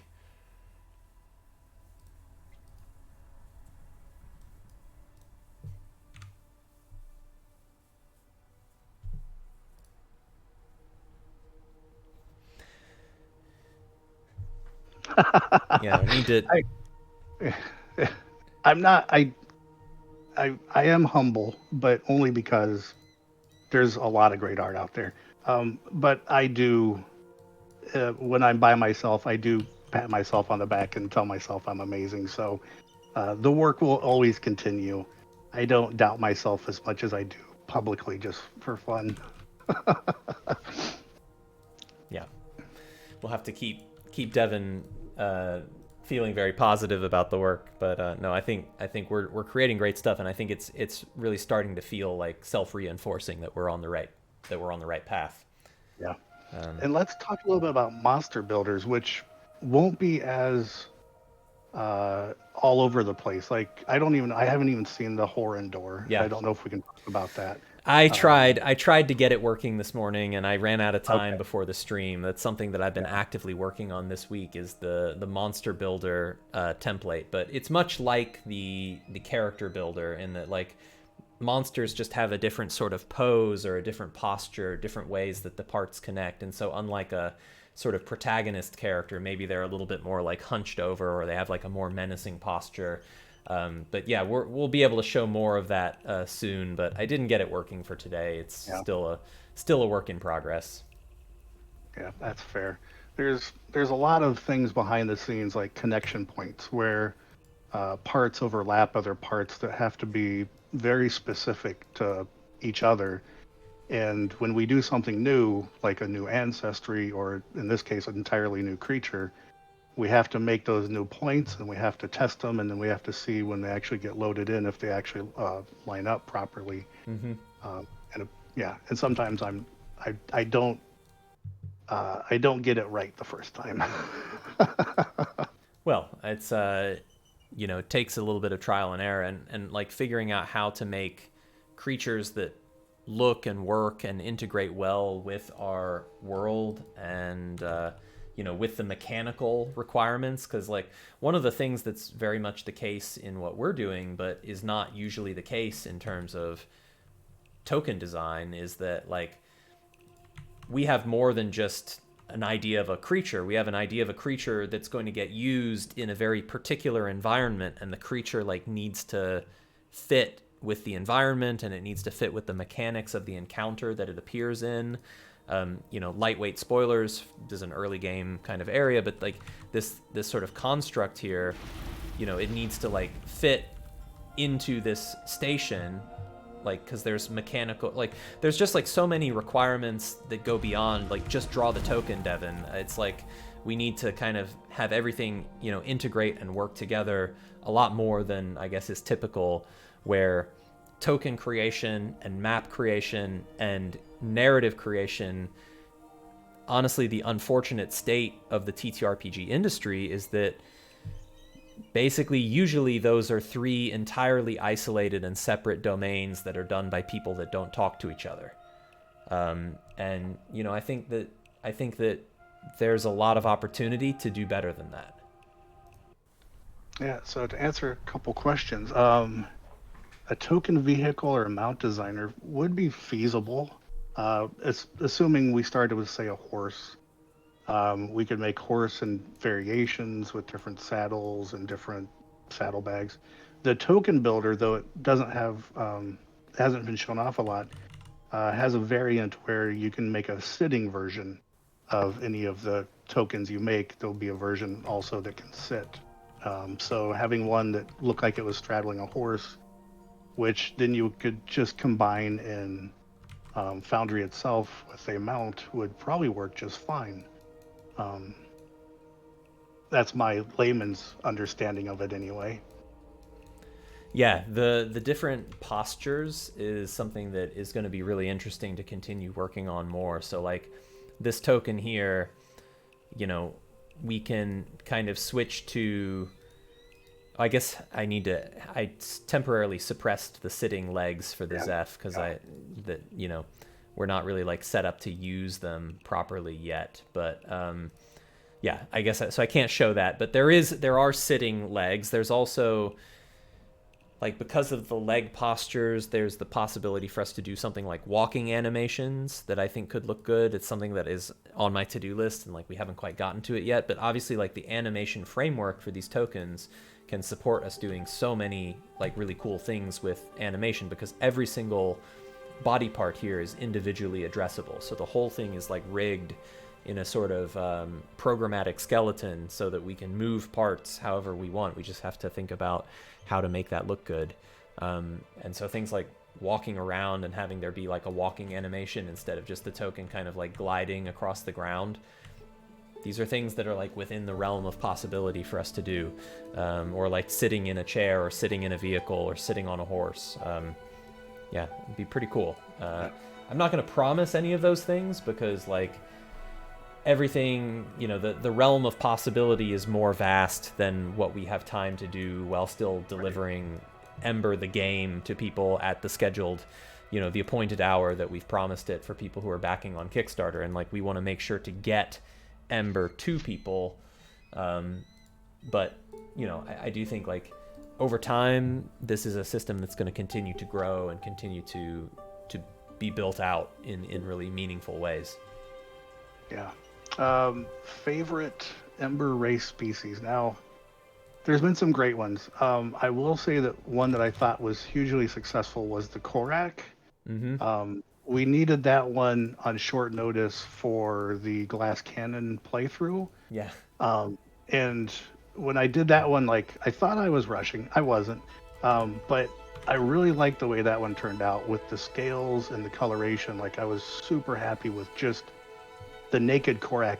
Just looked great all by itself, and then you add the clothing and stuff. But that one was like super exciting, and he needs to be fleshed out more with additional parts. But just the base Korak with the huge horns and stuff on his head, I'm like, that was fun. Yeah, I really love how the Korak came out too, and you know, they can be really chonky in terms of like feeling like you're a really like large kind of Leviathan-esque character, and that's consistent with their ancestry lore as well. So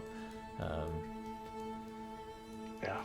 And I will answer this one, even though this is back to your point, it's the realm of what is possible, but maybe not probable with our budget and everything else. Like, will there be some kind of portrait art that supports the token creator? Again, like, that is something that could be done. Like, we could even tie it into the token builder. So if you make a token builder token, you could but I mean, that would take so much work, and I'd probably have to clone myself 2 or 3 times, which by the 3rd or 4th clone, they're just not nearly as good with art as you would think. But yeah, like, these things are possible. The probability of getting to them within a couple years is probably not as great as wish we could do more. there's a good question in chat. I think part of it is some things we've already done that we can speak to, and part of it is kind of good call to action moving forward, but a good question from Dregory Term about how much of a diversity of body types is there in the token maker? We have, what's our standard? I think we have 4 body types. We have a large masculine burly type, all the way down to like a more thinner type, and then a more female-esque body type, with one being completely neutral for people who don't want to make that choice. Yeah, so there's different torso types. There's also different kind of limb types. There's also different builds. So like sort of heavy. Now, you know, at the moment the build toggle is a little bit more about like sort of the breadth of shoulder or the like wideness of stance. There's other things here that we can kind of do in the future to continue improving on that. But like, you know, sort of different sort of torso types, different builds. And then, you know, different face options, different head options. I think like they're all, we've made the kind of conscious decision not to have like a gender selection on the token maker. So instead there's just like a ton of parts, and those parts are intended to be used to kind of make a wide range of characters, ranging from ones that look like very sort of, you know, evidently masculine and muscular, or characters that are more like feminine in appearance. And of course, like, our characters aren't intended to just walk around naked. So like at the end of the day, you're going to equip them with, you know, with items and armor and whatnot. But like those items will be able to create characters that read more feminine or read more masculine or somewhere in between. I'd like us to be able to support also like kind of like weight, but that is a little bit tricky because of the way that some parts like then overlap that otherwise wouldn't when you're changing the sort of general structure of the skeleton. But yeah, I think there is things like that I would expect us to be able to do with regards to kind of like, you know, girth or weight, to feel more slender, to feel more large. We're kind of learning some of these lessons as we go, because this is, you know, largely sort of uncharted territory that we're kind of exploring as we proceed.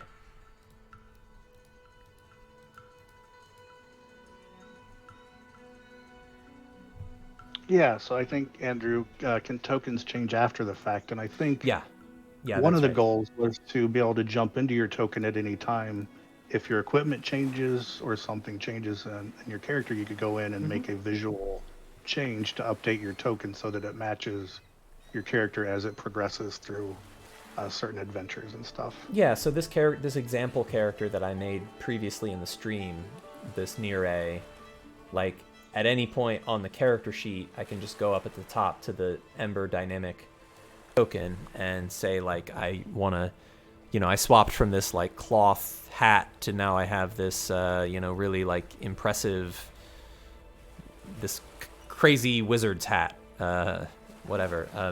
I can then sort of save my token, and I think it is a little bit of a bug that it doesn't update this view on your character sheet just yet. That's something that needs to be corrected, but when I place my token down again, like you see now I have the wizard's hat on. And so, yeah, it is intended that like as your character's journey evolves during the story, you're going to be able to change up your gear to match, what you're doing. Or if you say like disguise yourself because you're doing like an infiltration and you're dressing yourself up as someone else, or all of these things, like you can go in and you could have like quick presets that you can quickly like swap to an alternate appearance, or like there's so many possibilities of things that we could do.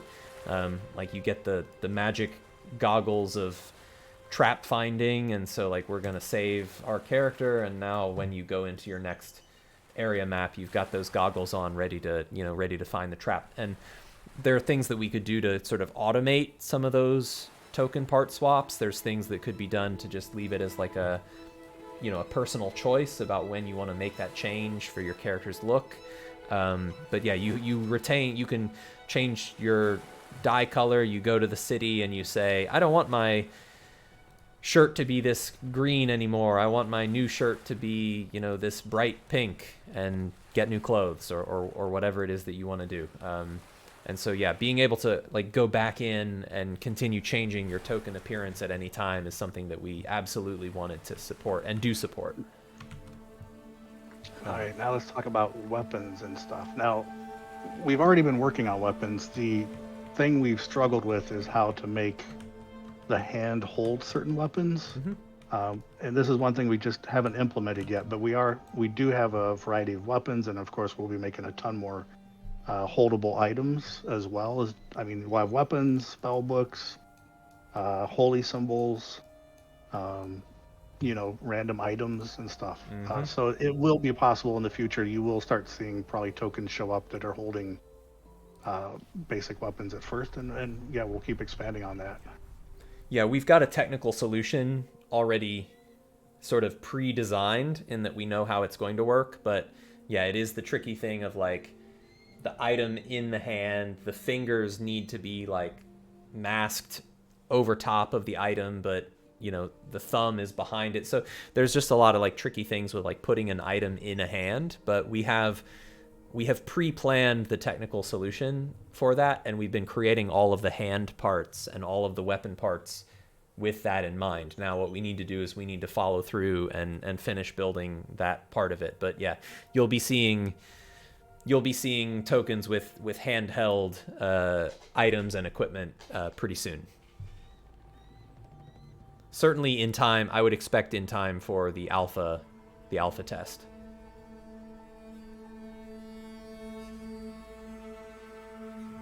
Yeah, I love the idea that some folks are throwing out about like maybe different like wardrobe presets where you could swap to your like, this is my downtime campsite attire, and then this is my like going out for adventure where I have all my armor on. And so like if you get ambushed at night and you don't actually have your armor on, maybe your token doesn't have your armor on. I think like things like that, it's just like this level of extra immersiveness and fidelity to the narrative experience that we're so excited about using all of the power of the Ember framework to kind of empower and tell those sorts of stories that just like lets everyone really easily imagine themselves in the moment of whatever's happening.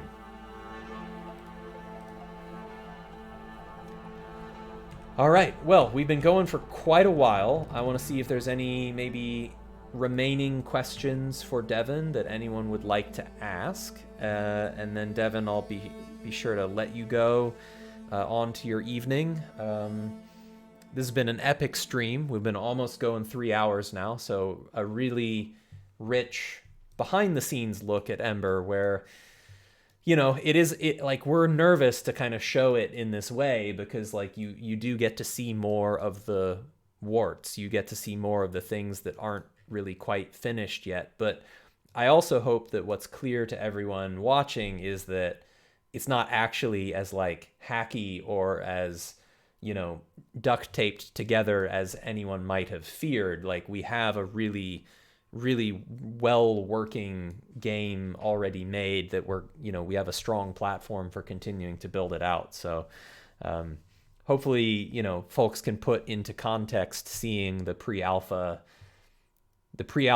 glimpse of it without expecting too much, or feeling like things are unfinished, because they are unfinished.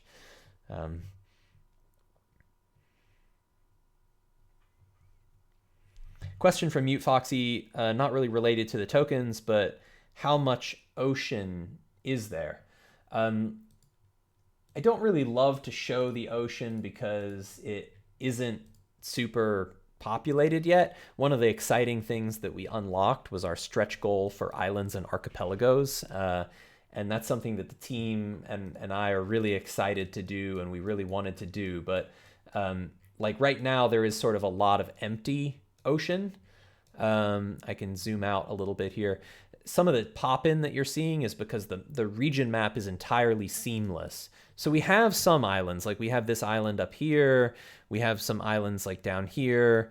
And then of course the big island of Kadisos down here. But we want to add more islands and more things that you can explore while sailing all around the ocean. So now that the islands and archipelagos stretch goal is unlocked, that's something that we'll be able to follow through with, adding lots of like fun little island pieces of content.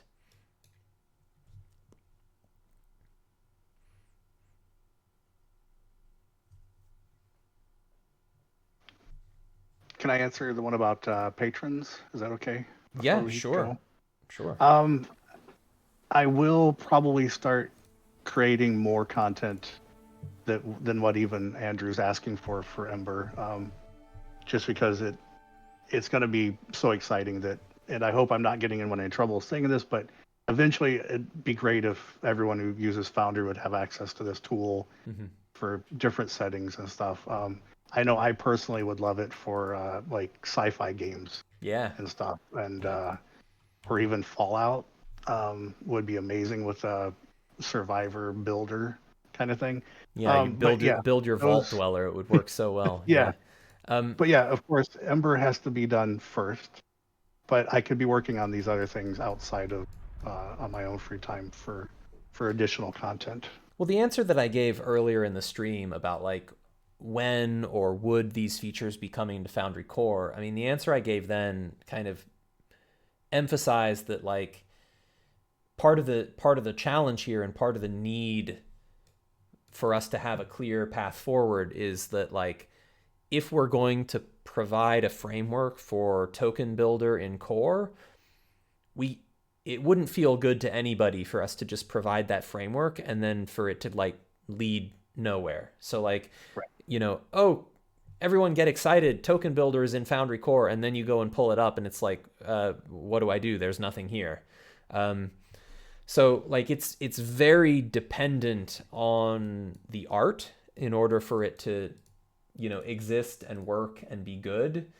And so, a lot of what we're trying to think about like when could we bring something to core, a lot of that has to do with, when would it have the supporting artwork that would make it feel like a great experience. And so, I've not been presumptuous enough to expect that, Devin, that you like are for sure or are not for sure, going to make more tokens using this framework outside of the requirements of Ember itself. But like, if that ends up being something that you or that other artists is like, we want this system so that we can create for it, then I think we're certainly going to see a future where we provide the system. I think it's just, we got to kind of feel it out and understand. And it's the same with the Vistas as well. Like, it's not going to feel good if we put a Vista system into core and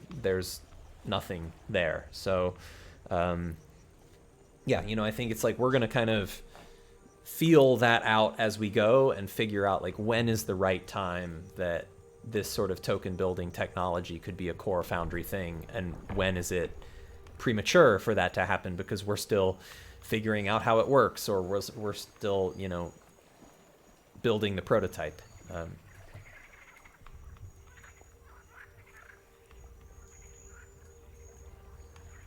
Question from A. Foxbird. How playable will the game be in beta? Will the game add more content towards the end so the beginning is fleshed out? Yeah, so right now, the entirety of Chapter 1 is effectively done, and so that's this first sort of region that you experience, this verdant region. It's called the Forest of Stone, and it ends with the town of Helkes. Minor spoilers, nothing too major, but this is the first chapter of the game, and then beyond that, there's additional quests that we're building out all of the Chapter 2 quests right now, and then after that, we'll be building out all the Chapter 3 quests. And so over the course of, and there's 7 chapters in total, over the course of the game, and over the course, not over the course of the game, over the course of the alpha and beta playtest periods, we're going to be periodically updating Ember. So it'll be like Ember Alpha 1, Ember Alpha 2, Ember Alpha 3. And so like Ember Alpha 3 would be like all of Chapter 3 has been added. So any of you who finished playtesting up through Ember Alpha 2, you can install Ember Alpha 3 update, and all of the new Chapter 3 content will be added in for playtesting. So it's not going to be like, I'm not going to commit us to a schedule exactly on like how fast that's going to happen, but over the course of the alpha playtest period, we are going to be pushing those updates. Now, ideally, by the time we get to beta, the game's not going to be entirely finished by that point. There will still be some things that we need to continue making and finish making, but we'll also be doing the same thing. So we'll have like beta 1, beta 2, beta 3, and each of those updates will push in more stuff, getting us closer and closer to release. Yeah, we've done a fair bit of work on chapters 1 and 5, and we're working on chapter 2 at the moment. And so, but the other chapters, what we've done is we've planned them out. We've done what we call a phase 1 plan, but we have still to do the kind of playable implementation of content. So there's a lot of work still ahead of us. But we also have done a lot of work, as you've seen on this stream, like all the different scenes and areas and vistas and characters, and like there's so much that's already been done. So, we are very well into it, but there's just a lot more yet to go. Any more questions for Devin about tokens? Otherwise, Devin, I know you've got some things you've got to get to. I don't see anything that... Yeah, I think we've pretty much covered it all. So, yeah. Devin, thank you so much for joining in. It was great having you join and talk about this. Wonderful having you here and getting a chance to show people what we're up to with tokens and Ember. And yeah, anything you want to leave the chat with before you go? Yeah, just thanks for, first of all, just letting me be part of this project, which is great. It's been awesome, and it's forced me to up my game. Thanks to everybody who's had nice comments on the side there. Thanks. I tried typing and replying, but I forgot to log into Twitch, so there's a lot of things I didn't answer. But yeah, it's been great, and I'm looking forward to what we accomplish in the next year of working on this. Oh yeah, it's going to be a blast. All right, well, thank you, Devin. Yep. Glad you were able to join, and we'll get a chance for you to chat more with Ember folks in the future. Awesome. Looking forward to it. Thanks, Andrew. All right. Cheers. Bye. Well, everybody, I have been going here for quite a while, so I think I'm going to be about ready to wrap it up as well, but I'll take a few more questions before we go, and I also promised a giveaway, so for those of you who stuck with us all the way through thick and thin, all of the things we've been showing off, I want to reward you with an opportunity to win a seat in our Ember Alpha test. So I will draw 2 lucky winners from chat who will get a chance to participate in the Ember Alpha test, regardless of your pledge level. So what we'll need to do is, okay, Nath is going to pull a user list for me in about 5 minutes. So I'll just take some questions until 5 Eastern, and all you need to do is to be logged in to Twitch. So if you were, like Devin said, not yet logged in, make sure to take a moment and log in right now so that you can be eligible to win that drawing. And then and yeah, we'll draw a couple lucky winners who are going to get to participate in the alpha test. In the meantime, I'll take some questions. Question from Liz. Yeah, the VOD will stay up and then it's going to go up to YouTube probably tomorrow. Can you give us a few updates on Crucible as well? I'll give a lot of updates on Crucible next week. That's going to be the whole focus of the stream next Friday. But yeah, I mean, it's coming along well. I'm really pushing Crucible to try and get it to, you know, V12 playable, but not just a V12 update of what there was before. There's been a lot of changes to the Crucible system, so there's been a lot of work that I've been doing over there, and I'll be focusing on that next Friday. And I expect, hopefully, by next Friday there should be a, you know, an update for y'all to get installed and to play around with as well. So I won't guarantee it. There's still a lot of work I got to do between now and then, but yeah, it's coming together nicely. A question from Methuselah Almighty. In the alpha, obviously, you'll take feedback and make changes if feasible and good suggestions. How much story do you anticipate to change? I don't anticipate the story to change. I think what I do anticipate changing is like some aspects of the delivery, some, you know, clarifying things, maybe things that were written in a way that was confusing, like let's make it more clear. Game balance, like encounters that were way too easy or way too hard. Places where, you know, obviously like bugs prevented a quest from proceeding the way it was supposed to proceed. Like these are all the kinds of things that I would expect us to iterate on and change during the alpha. Things that I don't really expect us to change would be like, what is the actual story? Like what's the actual like narrative plot line? I think we as a creative team feel very good about that, and you know, we're looking for ways to improve that story but not necessarily change that story. So you know, for folks that are playing in alpha, you know, you could play through the beginning of the game and then you could replay it, or we're going to be handling the alpha in a way that you should be able to just kind of continue on playing as more content is added. So the way that we're going to add more content to the alpha test over the course of those alpha phases is going to be like chronological over the chapters of the game. So if you at some point like get to a position where you've like played everything that we've put out so far, when the next playtest chunk comes out, you would be able to continue on. Now, that being said, like Ember is not going to be in alpha test for as much time as it would take to play all of Ember. Ember is a really big game. It's probably about 3 years of gameplay, and we're not going to be in alpha for 3 years. So, you know, at some point, there's just going to be more content that you could test than you'll actually have time to test. And, you know, that's, we hope that everyone will we hope that our whole game will, you know, be publicly playtested by someone, but we are running internal playtests as well. So at the very least, like, we're going to make sure that we've playtested our content, but it's big, so it may not be something that, you know, folks in the alpha test get the chance to, you know, play everything of. Question from Witcher from Poznan. Do enemies automatically adjust the level or number of players, or does the GM have to adjust this? Currently, no, but we have some ideas in mind for how that currently no might change to be a yes. It's something that we're sort of still working our way through. Is there going to be a way for those of us doing playtests to provide feedback? Oh, yes, absolutely. So the folks that are in the alpha test or the beta test, there's going to be Discord channels that you'll have access to. There's going to be like Google forms that you can submit for each of the quests, for each of the sections of gameplay. You'll be invited and encouraged, even if you're willing to provide us that feedback as part of the testing process.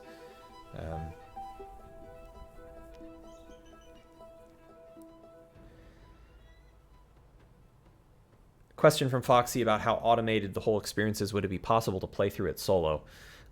Ember requires a game master. So a lot of things are automated, but like the game master human is responsible for personifying and representing the world, controlling non-player characters, representing those characters, controlling enemies in combat.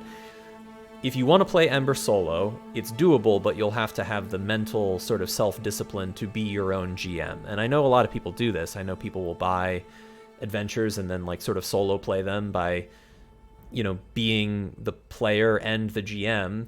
And you can have a lot of fun doing that, but it isn't something where like the GMing would be handled automatically for you. Ember does require a human game master. So if you're comfortable with that human game master being yourself and approaching Ember as an opportunity for solo play, absolutely you can do it. But that would be the kind of way it would work.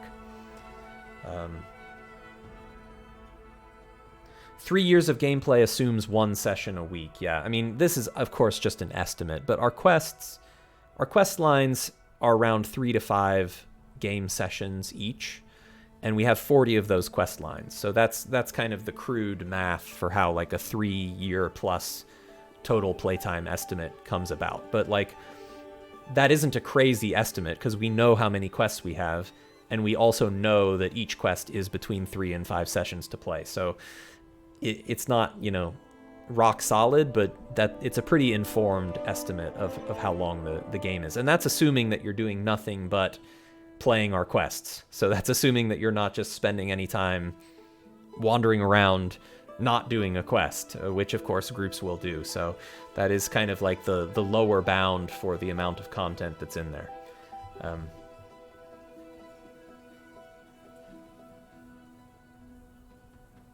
Will Ember be kept upgraded within Foundry, or can I expect to have to keep a v13 install around for the long haul? We're absolutely going to update it as it goes. In fact, I expect that by the time that Ember releases, it's going to be v14, which is probably what the release version of Ember will be using. There's some things that we're planning for tentatively in v14 that Ember is expecting to have access to. So, yeah, I think, you know, we're going to keep updating Ember over time for sure as Foundry continues to progress. Yeah, no, Ember does not have an AI GM. It's designed for, you know, for a human to perform that role. Have we sketched out any post-Ember adventures yet? It's too soon. It's too soon. We have so much work to do, but I will say, we've allowed our imagination to run wild, and we've had some discussions about some things we'd love to do in this setting and in this world, but it's going to depend on, you know, we've got to make this game, and we've got to get this game out to people, and we've got to honor the support that our Kickstarter backers have given to us, and we need to deliver this Ember for everybody before we can really allow ourselves the luxury of thinking about, like, well, what else might we do? But we obviously have a lot of exciting ideas. So, you know, I hope that we have the opportunity over years to come to do more in this universe and do more in this setting. It's going to come down to how good it ends up being, how well it ends up doing, both in terms of what people think about it, what people say about it, financially, how successful has it been. You know, all of those things will dictate the future. But for now, we're just fully focused on, we're going to make this wonderful, massive game, and then we'll see what happens after that. Is there a pledge goal to get me to be your GM for 3 years? Yeah, I'll make the mega bucks pledge tier that is absolutely unaffordable, but sufficient to purchase my GMing services. Okay, we've got the list for the giveaway, so I am going to just tab over real quick here and get this list and create a rollable table. Do some background magic to make that happen. And then we can do a little draw on that table to see who is gonna get the alpha test invite. Processing.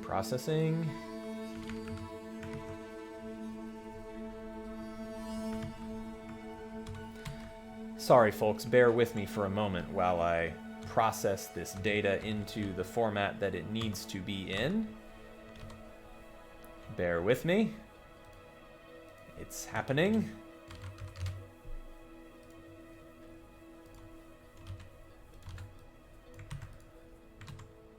Okay.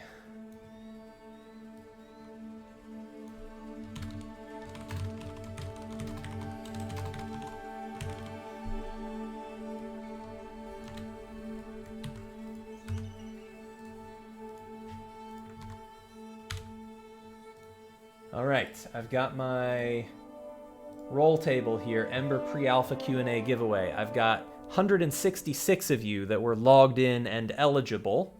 So that's actually pretty good odds. We're going to give 2 away, so better than 1 in 100 chance for each of you.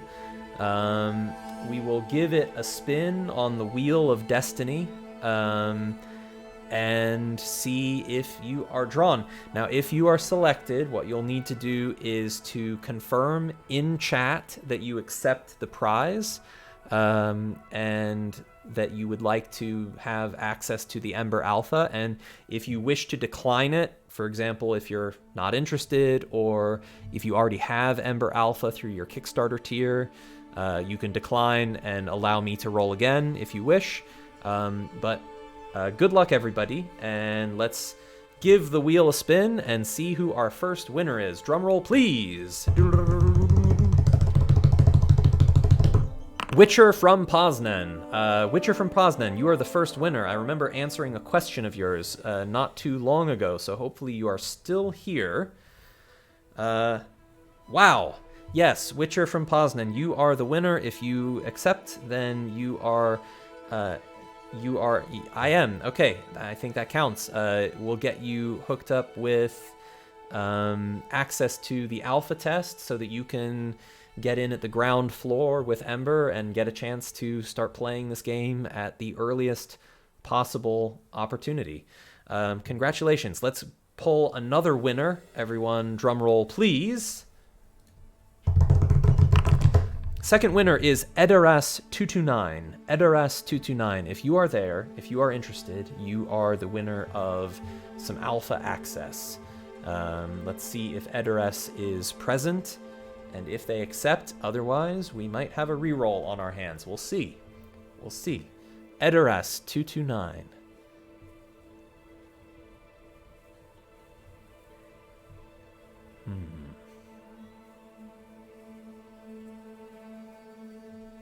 Does not appear to be in chat. Good news for the rest of you. Let's roll again. Lothos. L-L-O-T-H-O-S. Lothos. If you are here, let's see if Lothos is in chat. Let's see if Lothos is a interested winner. It's the risk of doing the giveaway at the end of the stream. Lots of people that like idle and then they're no longer here anymore. But I guess the upside of it is that those of you who did stick with the stream this long have a better chance of winning.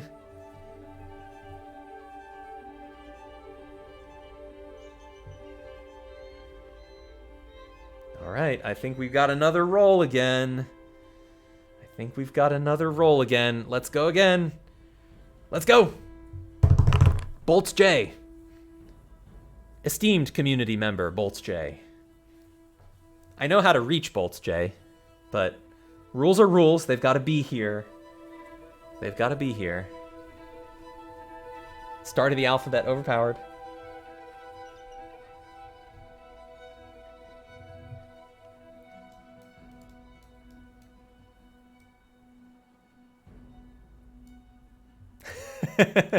Everyone's like voodooing Bolts to be asleep.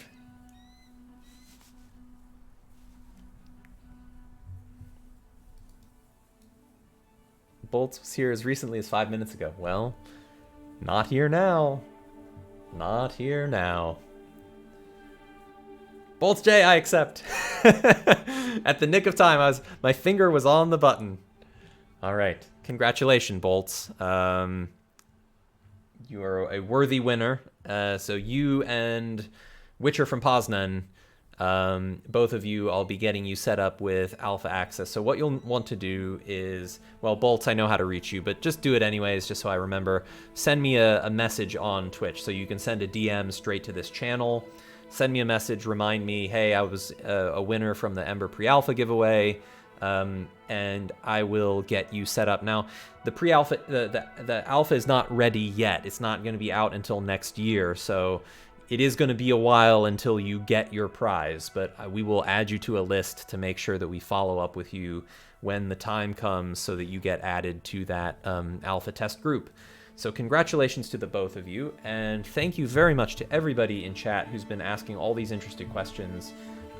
It's really gratifying to see people be interested in what we're doing and fascinated by what we're doing, and it's really nice to see the kind of positive vibes of folks that are enjoying seeing this. So I think I'm going to end it there. I think the giveaway is a good place to wrap up, but thank you all so much for spending the afternoon with me, and I hope to see some of you back again next week, same time, same channel.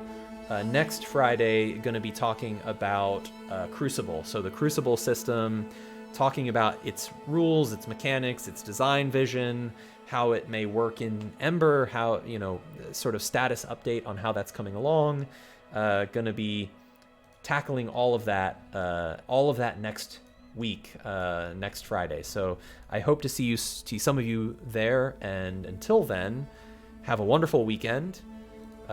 Thank you for following along, and hope to chat with you all in Discord over the weekend. If you have any more questions, hit us up in the Discord Ember channel, and the team and I will be happy to continue answering questions there. So thank you all very much. Have a great rest of your day. Have a wonderful weekend, and I'll see you next time. Farewell.